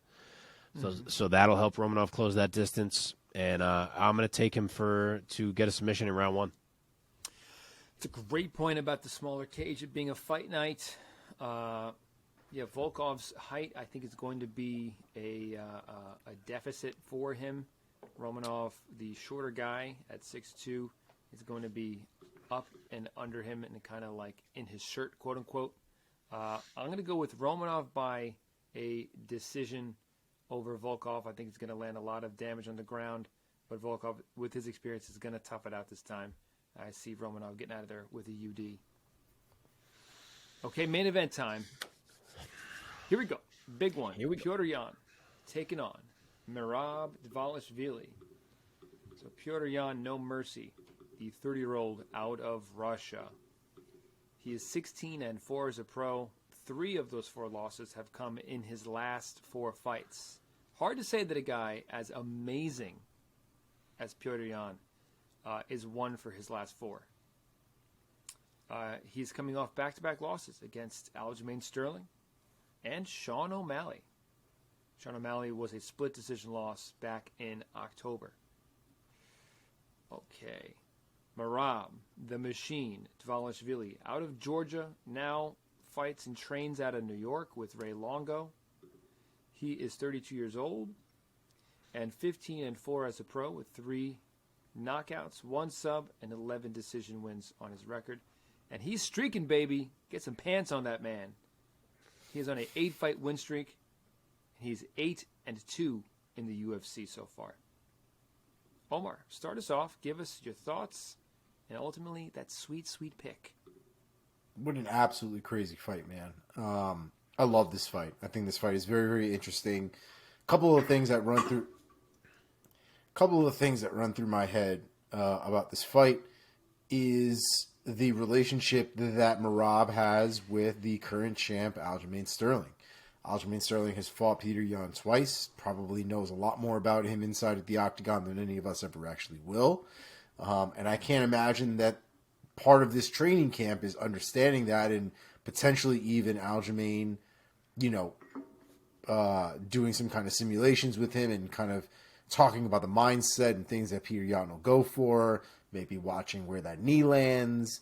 But I think that there are a lot of avenues here for Dvalishvili to really work and make Petr Yan work more than he might be ready to.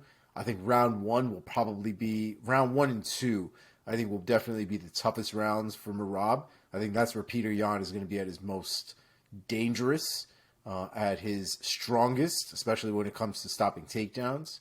But I think if he can weather whatever storm is potentially on the horizon for rounds 1 and 2, I think that's where Merab would potentially start to pick up in 3, 4, and 5.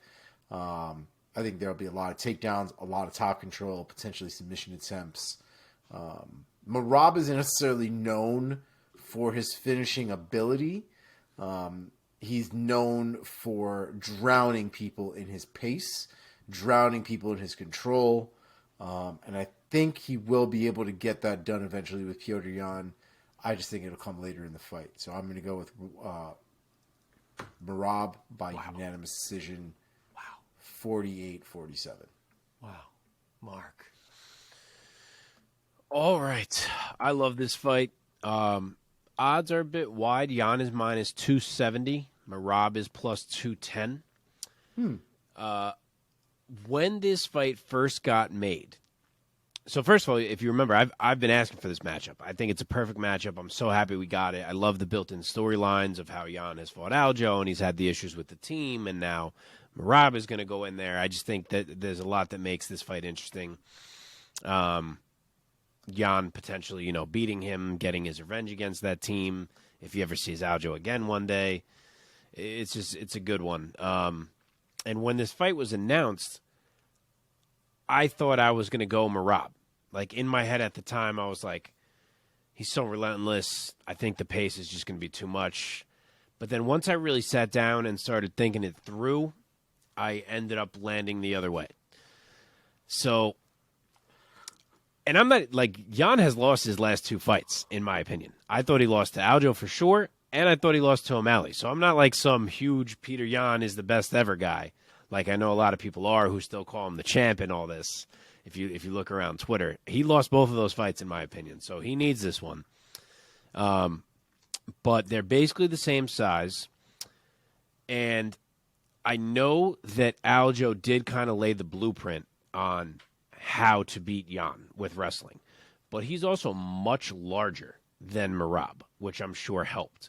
He also has a much longer reach than Merab and uses kicks in a way that Merab doesn't to keep Yan off of him when they're in space striking. Merab doesn't have that. They are the same size. I don't know if I said that already. Same height and reach practically. And Yan can wrestle a bit as well. So to me, the bottom line here is can Merab control him and it's not just 3 rounds, which helps Merab as well. It's 5. So he's got to control him for all 5. And if you look at the guys he's done this to, like, okay, he beat Marlon Moraes. That doesn't look so incredible in retrospect. He beat Aldo, but he kind of just held him against the cage-all fight in a way where Aldo somehow thought he was winning the fight, and he was willing to kind of chill, which infuriates me to this day. Petr Yan ain't going to do that, especially coming off 2 losses. There's no way he's going to accept positions. He knows he needs this.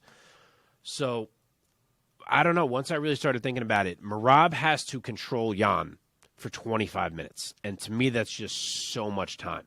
Like, Yan is not a guy whose cardio you ever worry about. I think he's going to be there, and he is levels above in the striking. And again, Merab doesn't have that reach like an Aljo had to try to keep the space.